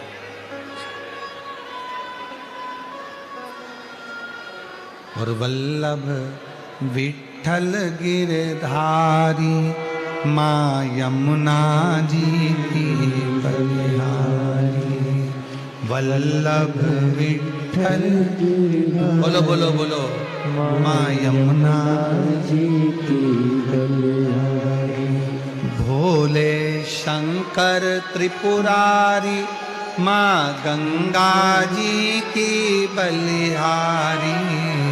भोले शंकर त्रिपुरारी माँ गंगा जी की बलिहारी। हे भोले शंकर त्रिपुरारी माँ गंगा जी की बलिहारी। भोले शंकर त्रिपुरारी माँ गंगा जी की बलिहारी। वल्लभ विठ्ठल गिरधारी श्री यमुना जी की बलिहारी। वल्लभ विठ्ठल गिरधारी श्री यमुना जी की बलिहारी। अघोरासुर ने उत्पात मचाया, ऐसी ऐसी हरकत अघोरासुर ने करी कि भगवान शिव को क्रोध आने लगा, शंकर भगवान को क्रोध आने लगा। और जैसे शिव जी को क्रोध आने लगा, शंकर भगवान को जैसे ही क्रोध आने लगा, गंगा जी ने शीतलता दी, पार्वती जी ने भक्ति शक्ति, हनुमान जी महाराज ने भगवान राम के नाम का उच्चारण कर कर शीतलता प्रदान करना प्रारंभ कर दिया। शीतल। और अघोरासुर को मारने के लिए भगवान शिव ने तुरंत अपना शस्त्र त्रिशूल उठाया। अघोरासुर चरणों में आकर पड़ गए, मुझे मत मार। जितनी शीतलता से आप मेरे सामने खड़े हैं, आज मैं वचन देता हूं, अघोरासुर कहता है, उतनी ही शीतलता आपके सम्मुख में मेरी रहेगी। मेरे नाम को आप अपने साथ में जोड़ लो। शिव जी ने अपने एक मुख का नाम अघोर, अघोर। बोल अघोरेश्वर महादेव। ये रुद्राक्ष की महत्वता, आप जब भी सीहोर का रुद्राक्ष आपको मिलता है, कोई 5 मुखी मिलता है, कोई 7 मुखी मिलता है, कोई 4 मुखी मिलता है, वो अघोर शीतलता देता है, शांति देता है। और यहां तक शिवपुराण कहती है, शिव महापुराण यहां तक कह रही है, अगर मान लो किसी के शरीर में ब्लॉकेज आ गए हैं और डॉक्टर ने कहा है कि इनका बाईपास कराना है या इनका हार्ट कम काम कर रहा है, आप डॉक्टर का इलाज करवाते रहें, टेबलेट खाते, ऑपरेशन होना है, आज से ही एक बेलपत्री शिव जी पे चढ़ाएं और बेलपत्री की डंडी, चाहे आप कहाँ खड़े हैं, बस जहां आप खड़े हैं, बेलपत्री की जो डंडी है उस डंडी का मुख अपनी ओर रखना और अघोरेश्वर महादेव के नाम से 5 बार जल उस बेलपत्री पर शिवलिंग पर चढ़ाएं, कटोरी में उस जल को झेल कर ले आएं और अघोरेश्वर महादेव का नाम लेकर उस जल को जिसका बाईपास हो रहा है, हार्ट काम नहीं कर रहा, उसको थोड़ा थोड़ा 5 बार पिला दें और दूसरे दिन फिर डॉक्टर को बोलें कि एक बार जांच करो, बाबा चाहेगा तो उसका हार्ट काम करना प्रारंभ कर दे। अघोरेश्वर महादेव।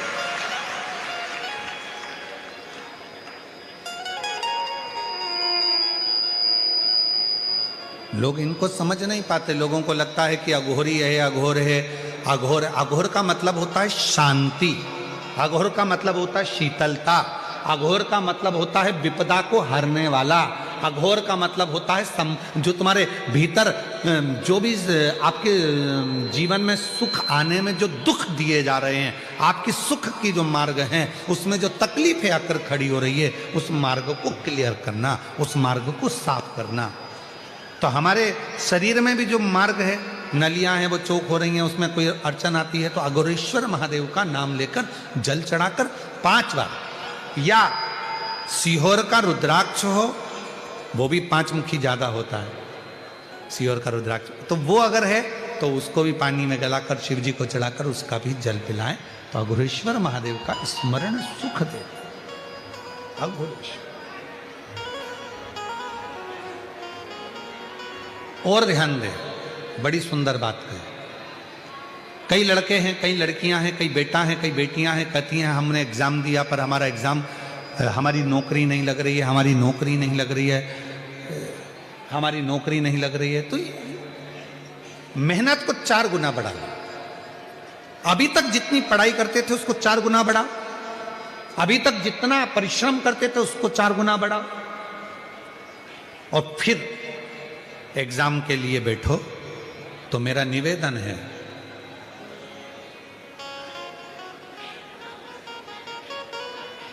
कभी तुम्हारे पास में अगर रुद्राक्ष है सीहोर का, तो उस रुद्राक्ष पर तुम्हारे घर में अगर अलोनी भस्म हो, अलोनी भस्म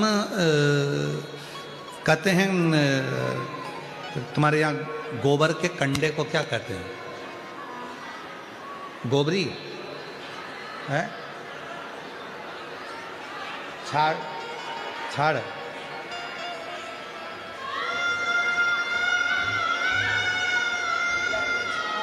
छाना, तो गुजरात में उसको छाना बोलते हैं और महाराष्ट्र में गोबरी कहते हैं, हमारे उधर कंडा कहते हैं। ठीक है, तो जो वो गाय का गोबर होता है तो वो उसको हाथ से थपा हुआ नहीं, गाय ने गोबर किया, नीचे गिरा, सूखा हुआ वो गोबर का कंडा जो होता है उसको जलाकर भस्म बनाकर कपड़े से छानकर उसको डब्बी में रख लेते हैं। जब ऐसा लग रहा है कि मेरा ये काम हो ही नहीं रहा, अटक ही अटक रहा है, तो सोमवार की अष्टमी जब पढ़े तो वो थोड़ी सी जो भस्म है वो उस रुद्राक्ष पर 5 मुखी पर अघोरेश्वर महादेव का नाम लेकर चढ़ा दी जाए और उसी भस्म को खाकर, उसी भस्म का तिलक लगाकर यदि कार्य के लिए जाया जाए तो वो कार्य सफल होता ही है, उसमें अड़चन आ ही नहीं सकती,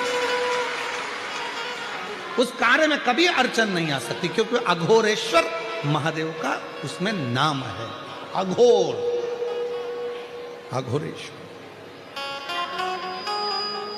तो 2 रुद्राक्ष दुख को, तकलीफ को, बीमारी को, कष्ट को, अड़चन को समाप्त करते हैं। उसमें 5 मुखी, 5 मुखी में भी इसलिए मूल है क्योंकि उसमें अघोर भगवान शिव का एक मुख जुड़ा हो, अघोरेश्वर।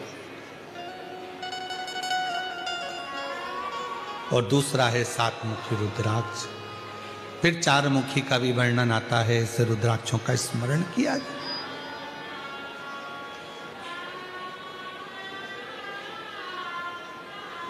और यही 5 मुखी रुद्राक्ष का वर्णन एक और आता है महाराज। डॉक्टर ने कहा कि कमर का गुरिया चले गया है और वो गुरिया खसक गया है, या घुटने का ग्रीस खत्म हो गया है, या घुटने में गैप आ गया है, या कमर में गैप आ गया है और व्यक्ति को लगे कि मैं बैठ नहीं पा रही हूँ, जमीन पर नहीं बैठ सकती, डॉक्टर कह रहा है कि कुर्सी पर बैठना पड़ेगा, नीचे नहीं काम कर सकती, नीचे नहीं बैठ सकती, गुरिया चले गया है, डॉक्टर का इलाज करवाओ, डॉक्टर को दिखाओ, जांचें कराओ, जो बोले वो करो। साथ में एक काम और करो, अशोक सुंदरी वाली जगह पर सेनाई शांति रखो, अशोक सुंदरी वाली जगह पर रुद्राक्ष को रखें। अगर 5 मुखी रुद्राक्ष सीहोर का यदि आपके पास में है तो वो रुद्राक्ष को अशोक सुंदरी वाली जगह, अशोक सुंदरी का स्थान आप लोगों को पहले भी बताया, ये शिवलिंग, ये जलाधारी, ये जल बह रहा है, बीच में जो स्थान है वो अशोक सुंदरी का स्थान है। राइट में गणेश जी, लेफ्ट में कार्तिकेय जी, जलाधारी, पार्वती जी का हस्तकमल, शिवलिंग, शंकर का स्वरूप, शिवलिंग के ऊपर जो जल गिरता है ऊपर से, जया, विषहरा, शामरीबारी, दौतली, देव, शंकर जी की 5 लड़कियां जल गिराती, बीच में अशोक सुंदरी का स्थान, अशोक सुंदरी, अशोक सुंदरी वाले स्थान पर रुद्राक्ष को रखकर 5 दुर्वा अघोरेश्वर महादेव का नाम लेकर प्रदोष की प्रदोष समर्पित करें। उन 5 दुर्वा को लेकर आ जाएं और 5 टाइम, 5 समय ऐसा निकाल लें सुबह से लेकर शाम तक के बीच में कि मुझे इन 5 दुर्वा को एक एक कर कर धीरे धीरे चबा चबा कर खाना है। उसको खाना प्रारंभ कर लें। रुद्राक्ष अपने जो बांधते हो गले में रखें या अपने पास में रखें और उस 5 दुर्वा को 5 प्रदोष कर लीजिए और उसके बाद आपकी कमर में जो गैप है या दर्द है या नीचे नहीं बैठ सकते हो, धीरे धीरे धीरे धीरे उसमें आराम लगना प्रारंभ हो जाएगा। वो गुड़िया जो है अपनी जगह पर बैठे, अघोरेश्वर महादेव का नाम लेकर, अघोरेश्वर।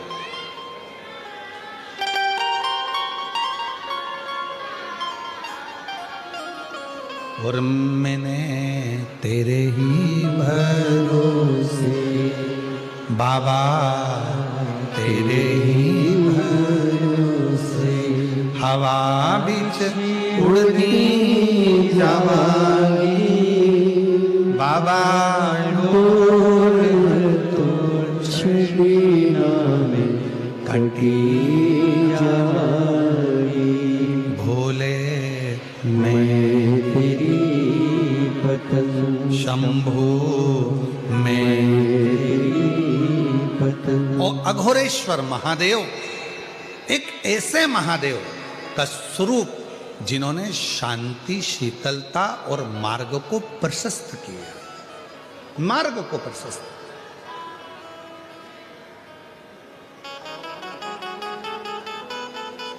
लक्ष्य तक भेजने वाले, मंजिल तक पहुंचाने वाले। और ये जो अघोरेश्वर महादेव का नाम लेकर जल चढ़ाकर या बेलपत्र, कई माताएं कह देती हैं हमारे बच्चे की धड़कन नहीं आई, उसका सिर नहीं बना, पाँव नहीं बना, हाथ नहीं बना, उसके पेट में डॉक्टर ने बताया है कि ये बच्चा तो ऐसा रहेगा, विकलांग रहेगा, मानसिक बुद्धि कमजोर रहेगी, ऐसा हो गया, वैसा हो गया, श्वास नहीं आ रही है। अघोरेश्वर बाबा का नाम लेकर बेलपत्र चढ़ाकर, उस बेलपत्र को भी अगर माँ गर्भवती नारी खा रही है तो बच्चे को वो प्राप्त हो रहा है, और प्राप्त हो रहा है तो उसका शरीर पूरा बनना प्रारंभ होगा। फिर बच्चे की जांच कराओ, सोनोग्राफी कराओ, उसमें धीरे धीरे आपको मालूम पड़ेगा कि बच्चे की धड़कन आई है, बच्चे की श्वास। अघोरेश्वर महादेव, फिर से बोलो कौन से महादेव हैं? अघोरेश्वर। शिव जी के एक मुख को अघोर कहा गया, एक मुख अघोर। और शिव कथा कर रही है, भगवान शंकर का पवित्र चरित्र कह रहा है, शिव महापुराण कह रही है। 2 रुद्राक्षों का स्मरण किया गया जो सुख देने वाले, आनंद देने वाले, अविरल भक्ति देने वाले, राहों को मंजिल तक भेजने वाले।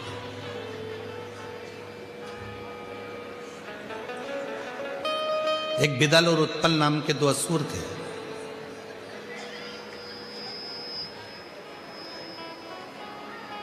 माता पार्वती ने उनको कुंदुक का प्रहार कर कर मारा था और शिव जी का नाम कुंदकेश्वर महादेव। जब दवाई हमें लॉक ना करती है, दवाई हमको खाने के बाद भी असर नहीं करती है, तो कुंदकेश्वर महादेव का स्मरण किया जाए। शिव का एक स्वरूप है कुंदकेश्वर महादेव, शंकर भगवान का एक स्वरूप है कुंदकेश्वर,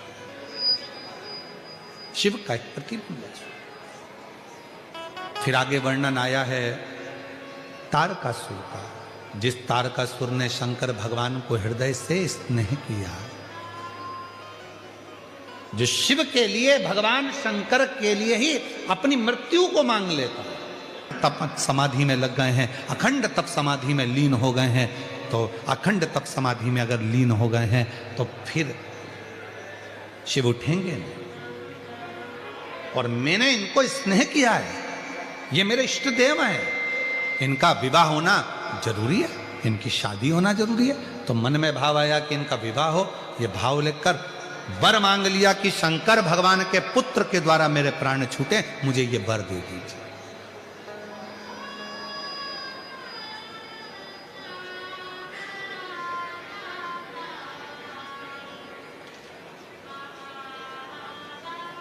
मुझे कुछ और नहीं चाहिए।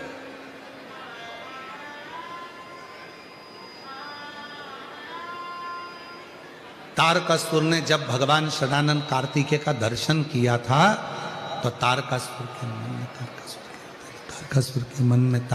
के हृदय में भाव आ गया था।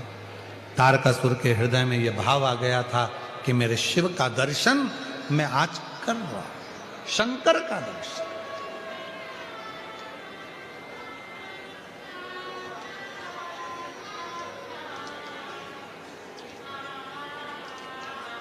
और बहुत दिन हो गए भोले से बिछड़े, बहुत दिन हो गए भोले से बिछड़े, भोले जी से बिछड़े, शंकर जी से बिछड़े, भोले से बिछड़े, शंकर जी से बिछड़े, बहुत दिन हो गए भोले से बिछड़े, बहुत दिन हो गए भोले से बिछड़े।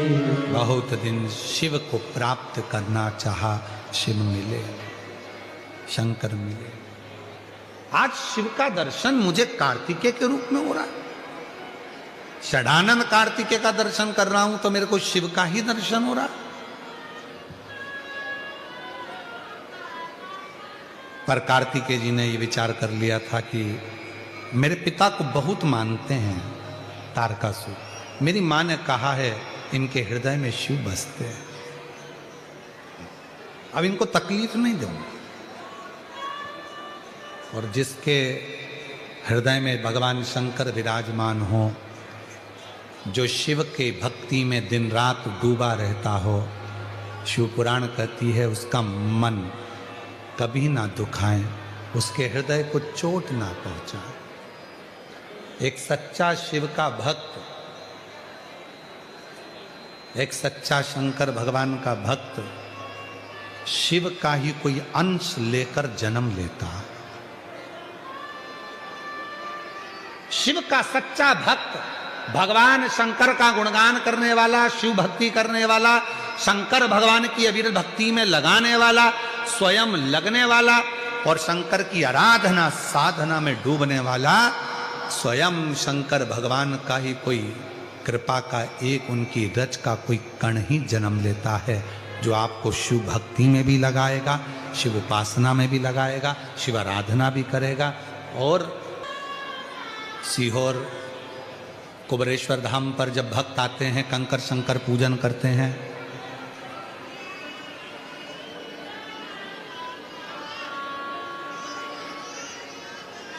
हम जानते हैं कि अंदर बाबा के मूल शिवलिंग का दर्शन आप लोगों को नहीं हो पाता है, क्योंकि वहां इतनी जगह नहीं रहती है। पर कंकर शंकर की पूजन कर कर आप उसी शिवलिंग का स्मरण कर कर बाबा से भक्ति करते हैं। बट वृक्ष की परिक्रमा करते हैं, बेल वाटिका की परिक्रमा करते हैं। बट वृक्ष की छांव में बैठकर भगवान शंकर से अपने मन की बात कहते हैं। बेल वाटिका में बैठकर आप शिव से अपने मन की बात कहते हैं। कुबेरेश्वर धाम पर अभी इतनी व्यवस्थाएं तो नहीं है, पर धीरे धीरे धीरे धीरे व्यवस्थाएं हो रही हैं, चल रही हैं। पर जब भी आप कुबेरेश्वर धाम पर जाते हैं, बट वृक्ष की छांव में 2 मिनट बैठकर बाबा को अपने मन का भाव कहते हो, हृदय से प्रार्थना करते हो। कंकर शंकर 5 कंकर बीनकर पूजन करते हो, 1 कंकर लेकर अपने घर को आते हो, उसको अपने दिल की बात कहकर वो सुनता है।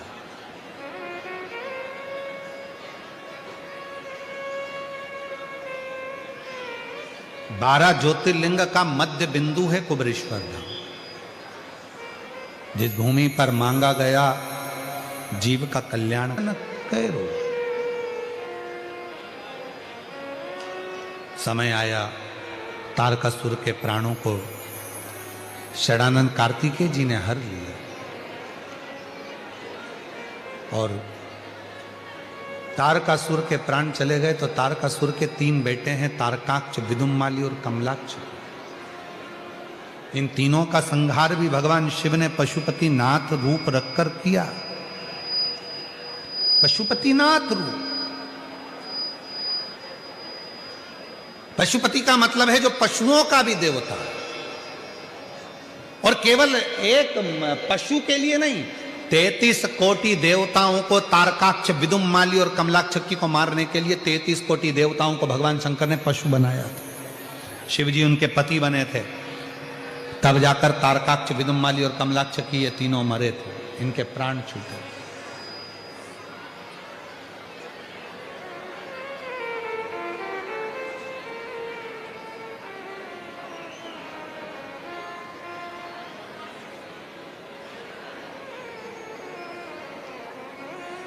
केदारनाथ जी कौन कौन गया है? हाथ उठाओ जो केदारनाथ गए हैं। गए हो केदारनाथ जी? देखिए वहां के घोड़े को देखा है, खच्चर को, गधे को? अरे बोलो तो जम के, बैठे भी होगे तुम लोग तो।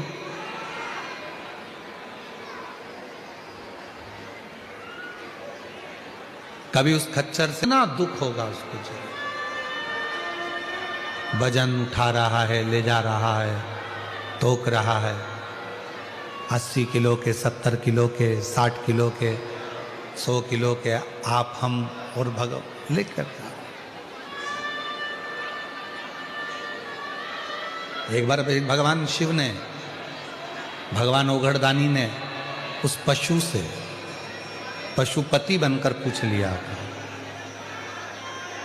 पशुपति बन, तेरे ऊपर दुनिया का बोझा ढोकर लोग आते हैं दर्शन करने के लिए, पैदल चलकर नहीं आते। अच्छे अच्छे जवान भी व्यक्ति बैठकर तेरे ऊपर आते हैं, और तेरे ऊपर बैठकर आते हैं, तुझे कितना कष्ट होता होगा, कितना दुख होता होगा, कितना तकलीफ होता होगा। शंकर भगवान ने पूछा उस खच्चर से, उस घोड़े से, उस गधे से। उसने कहा, प्रभु दुख तो बहुत होता है, शरीर में कष्ट भी बहुत होता है, पर हमारा कष्ट जब हम उसको लेकर आते हैं केदारेश्वर मंदिर के बाहर, जब हम उसको छोड़ देते हैं और हमारा मुख जब आपके मंदिर की ओर होता है, तब हमारा सारा दर्द, सारा दुख, सारा समाप्त हो जाता है और आपका दर्शन। लोग कहते हैं कि केवल मनुष्य को ही बाबा की भक्ति प्राप्त होती है, पर यहाँ पशु भी कह रहे हैं कि हमें तेरे दरवाजे पर आने पर सुख प्राप्त होता है। सुख तेरे दरबार की बाबा निराली शान देखी है, तुझे देते नहीं देखा, पर झोली भरी तुझे देते नहीं देखा, झोली भरी देखी है। मुख दुनिया मोड़े बाबा तू मुखड़ा मुख दुनिया मोड़ेगी बाबा तू मुखड़ा तेरी लगी परिधीनो बाबा तू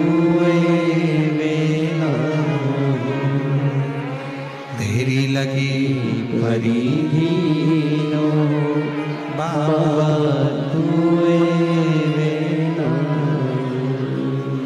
अब कृपा करो भोलेनाथ जी दुखड़े को मिटाने वाले।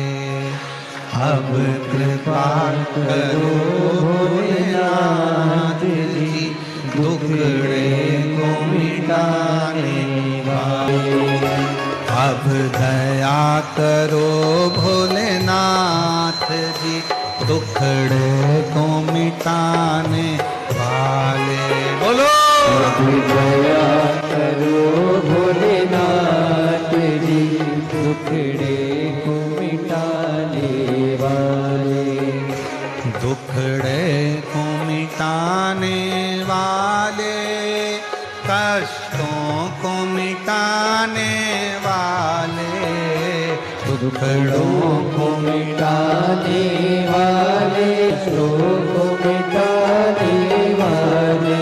अब तुम दया करो भोलेनाथ जी दुखड़ों को मिटाने वाले। अब तुम दया करो भोलेनाथ जी दुखड़ों को मिटाने वाले। अब तुम दया करो भोलेनाथ जी दुखड़ों को मिटाने वाले। अब तुम दया करो भोलेनाथ जी दुखड़ों को अब दया करो भोलेनाथ जी दुखड़ों को मिटाने वाले। अब दया करो भोलेनाथ जी दुखड़ों को मिटाने वाले। कष्टों को मिटाने वाले दुखड़ों को मिटाने वाले। कष्टों को मिटाने वाले दुखड़ों को मिटाने वाले। कष्टों को मिटाने वाले दुखड़ों को मिटाने वाले। कष्टों को मिटाने वाले दुखड़ों को मिटाने वाले। अब तुम दया करो भोलेनाथ जी दुखड़ों को मिटाने वाले। अब तुम दया करो भोलेनाथ जी कष्टों को मिटाने वाले। अब तुम दया करो भोलेनाथ जी दुखड़ों को मिटाने वाले। अब तुम दया करो भोलेनाथ जी दुखड़ों को मिटाने वाले। अब तुम दया करो भोलेनाथ जी दुखड़ों को मिटाने वाले। हार हार अपने स्थान पर बैठकर आज विराम की कथा का ये आखिरी भजन था। दिल से बाबा को प्रार्थना कर लो, विनय कर लो।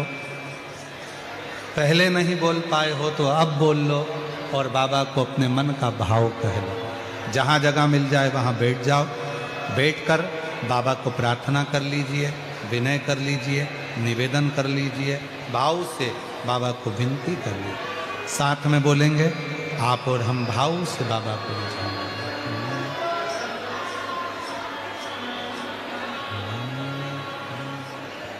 श्री शिवाय नमस्तु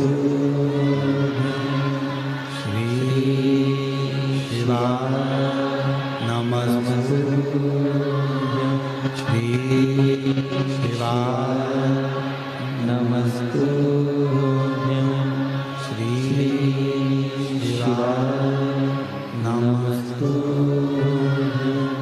श्री शिवाय नमस्तुभ्यं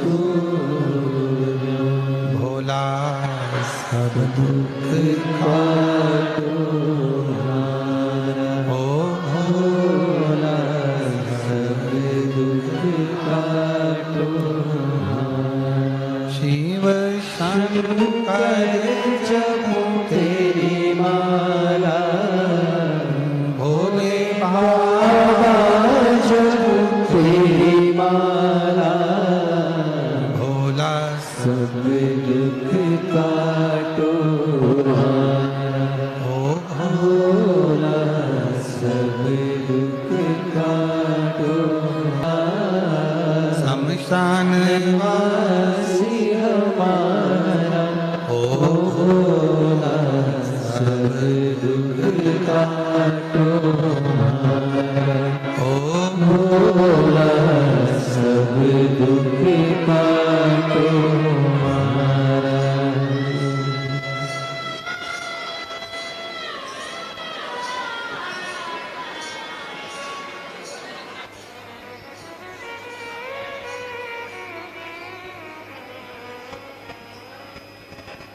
बाबा देवादिदेव महादेव भगवान शिव की कथा कहती विराजमान हुए। दूषण नाम के राक्षस का संहार कर कर महाकाल बन गए। विंध्य पर्वत को दर्शन देकर ओमकारेश्वर बन गए। नर नारायण को दर्शन देकर केदारेश्वर बन गए। इसमें जो प्रथम ज्योतिर्लिंग है वो है सोमनाथ,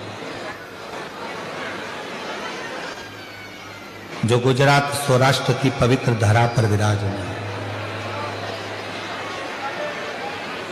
1000 वर्ष पहले, 1000 साल पहले आतंकियों ने, विधर्मियों ने उस सोमनाथ के अस्तित्व को मिटाना चाहा था। 1000 वर्ष पहले उसको मिटाने का प्रयास किया था, पर भूल गए थे वो आतंकी, भूल गए थे वो आतंकाएं, भूल गए थे वो विधर्मी कि यह भारत की भूमि शिव की भूमि है और वो सोमनाथ आज भी अटल और अजर खड़ा है। अजर और अटल वो सोमनाथ आज भी खड़ा है। तुम जितना सोना, जितने माणिक, जितने रतन लूट कर लेकर गए थे, उतना सोमनाथ बाबा की भूमि पर आज फिर उतना रतन, माणिक, सोना, हीरा, पन्ना शिव भक्तों ने लाकर जमा कर।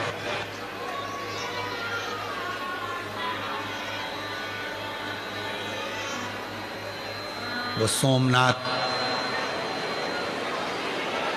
उसको क्षति पहुंचाने वाले भले वो उस समय के आक्रांता हो रहे हों, पर आज शिव के भक्तों ने उसको संभाला।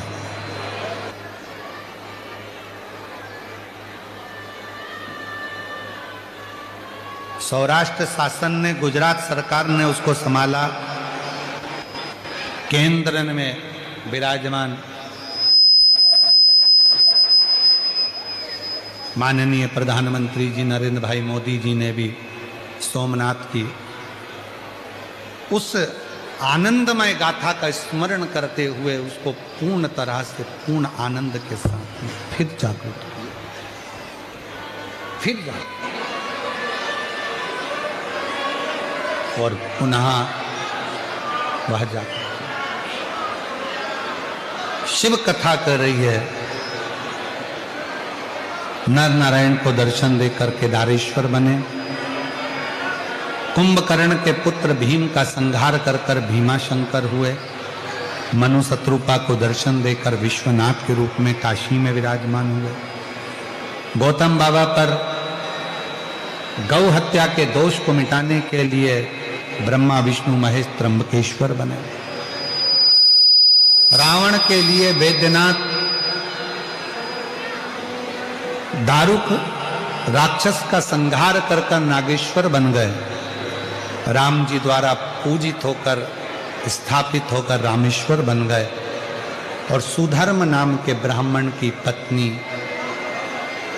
घोषमा के बेटे को जीवित किया तो कृष्णेश्वर बन गए।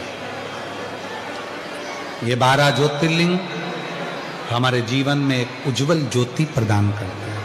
वचन दिया मेरे भोले बाबा ने, कलिकाल में, कलयुग में जो शिव महापुराण की कथा को बैठकर श्रवण करेगा और मन में उसके जो कामना होगी, शिव कहते हैं मैं उसको पूर्ण करने के लिए उसके दरवाजे पर पहुंचकर उसको पूर्ण कर।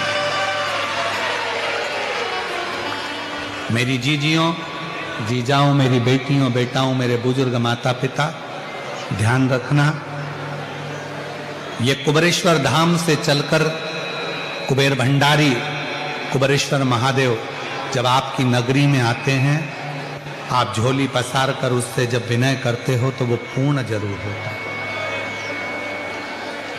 ये केवल शुभ ना करते, चाहे फिर वो शिव पुराण की कथा 5 दिन की हो, 3 दिन की हो, 7 दिन की हो, जो आपको श्रवण करने को मिल जाए अपने नगर में, अपने कॉलोनी में, अपनी सोसाइटी में, अपने आसपास के क्षेत्र में, जब भी 200-300 किलोमीटर दूर भी अगर आपको सूचना मिले कि कुबेरेश्वर बाबा की ये पवित्र पोथी कुबेर भंडारी के दरवाजे से ये कुबेरेश्वर महादेव की ये अविरल तिजोरी, ये पोथी आई है और लुटाने के लिए आई है, सूचना मिल जाए कि कुबेरेश्वर बाबा कुबेर भंडारी के दरवाजे से ये शिव पुराण पहुंची है, तो प्रयास करना कि अपने घर से निकलकर कथा के पंडाल तक जरूर जाना और दिल से बाबा को प्रार्थना जरूर विनय। 14 फरवरी से 20 फरवरी तक रुद्राक्ष महोत्सव है आपके पिता के घर में सीहोर में कुबेरेश्वर धाम पर, अवश्य पधारें। जो ज़्यादा बीमार हैं वो ना आए, अपने साथ में बिछाने का, ओढ़ने का, पानी की बोतल, दवाई, औषधि लेकर आए। सोने चांदी की कोई रकम लेकर ना आए, कीमती सामान ना लेकर आए, वाहन भी लेकर आए तो धीरे धीरे चलाएं। और बाबा के रुद्राक्ष महोत्सव का जो एक आनंद है, जिस रुद्राक्ष उत्सव का दर्शन करने के लिए विदेशी भी विदेश छोड़कर आते हैं, फॉरेनर पहुंचते हैं इस रुद्राक्ष उत्सव का दर्शन करने के लिए, उस रुद्राक्ष उत्सव का दर्शन जरूर करें और जीवन को धन्य देखें कि 7 दिन उस रुद्राक्ष महोत्सव में रुद्राक्ष का पूजन कैसे होता है, क्या है सीहोर के उन रुद्राक्षों का महत्व, जो 7 दिन रुद्राक्ष उत्सव के रूप में होकर जनमानस को पूरे साल बीमारियों को दूर करने के लिए वो रुद्राक्ष प्राप्त होता है, लोगों के दुख कट जाते हैं। समझे, सुख दे। मैं फिर एक बार पुनः सूरत के रहने वाले रहवासियों को बहुत साधुवाद दूं, कार्यकर्ताओं को साधुवाद दूं, यहाँ की पूरी प्रशासन को साधुवाद दूं, श्री CR पाटिल साहब को साधुवाद दूं, जो इस कथा में प्रत्यक्ष अप्रत्यक्ष रूप से जुड़े और कार्यक्रम को सफल बनाने के लिए CR पाटिल साहब का बड़ा सहयोग रहा, उनको भी साधुवाद दूं। श्री लड्डू गोपाल गौशाला को, स्वामी जी श्री हरि जी जीवनदास जी महाराज जी को, श्री छोटू भाई जी, एकनाथ भाई पाटिल जी को, जिन्होंने बहुत सुंदर भाव से इस कथा को संजोया। मैं श्री आशुतोष मिश्रा जी को, जो इस पवित्र कथा को सीहोर से लेकर सूरत तक पहुँचे और सबके आनंद के साथ में इस कथा की डोर थामते हुए इस कथा की दिव्यता को आनंदित करा, यजमान पद ग्रहण करा। मैं श्री लालजी सिंह सेंगर जी को साधुवाद दूं, जिन्होंने इस कथा के यजमान पद को ग्रहण कर इस कथा को आनंद के साथ, पूरी टीम के साथ आनंद लिया।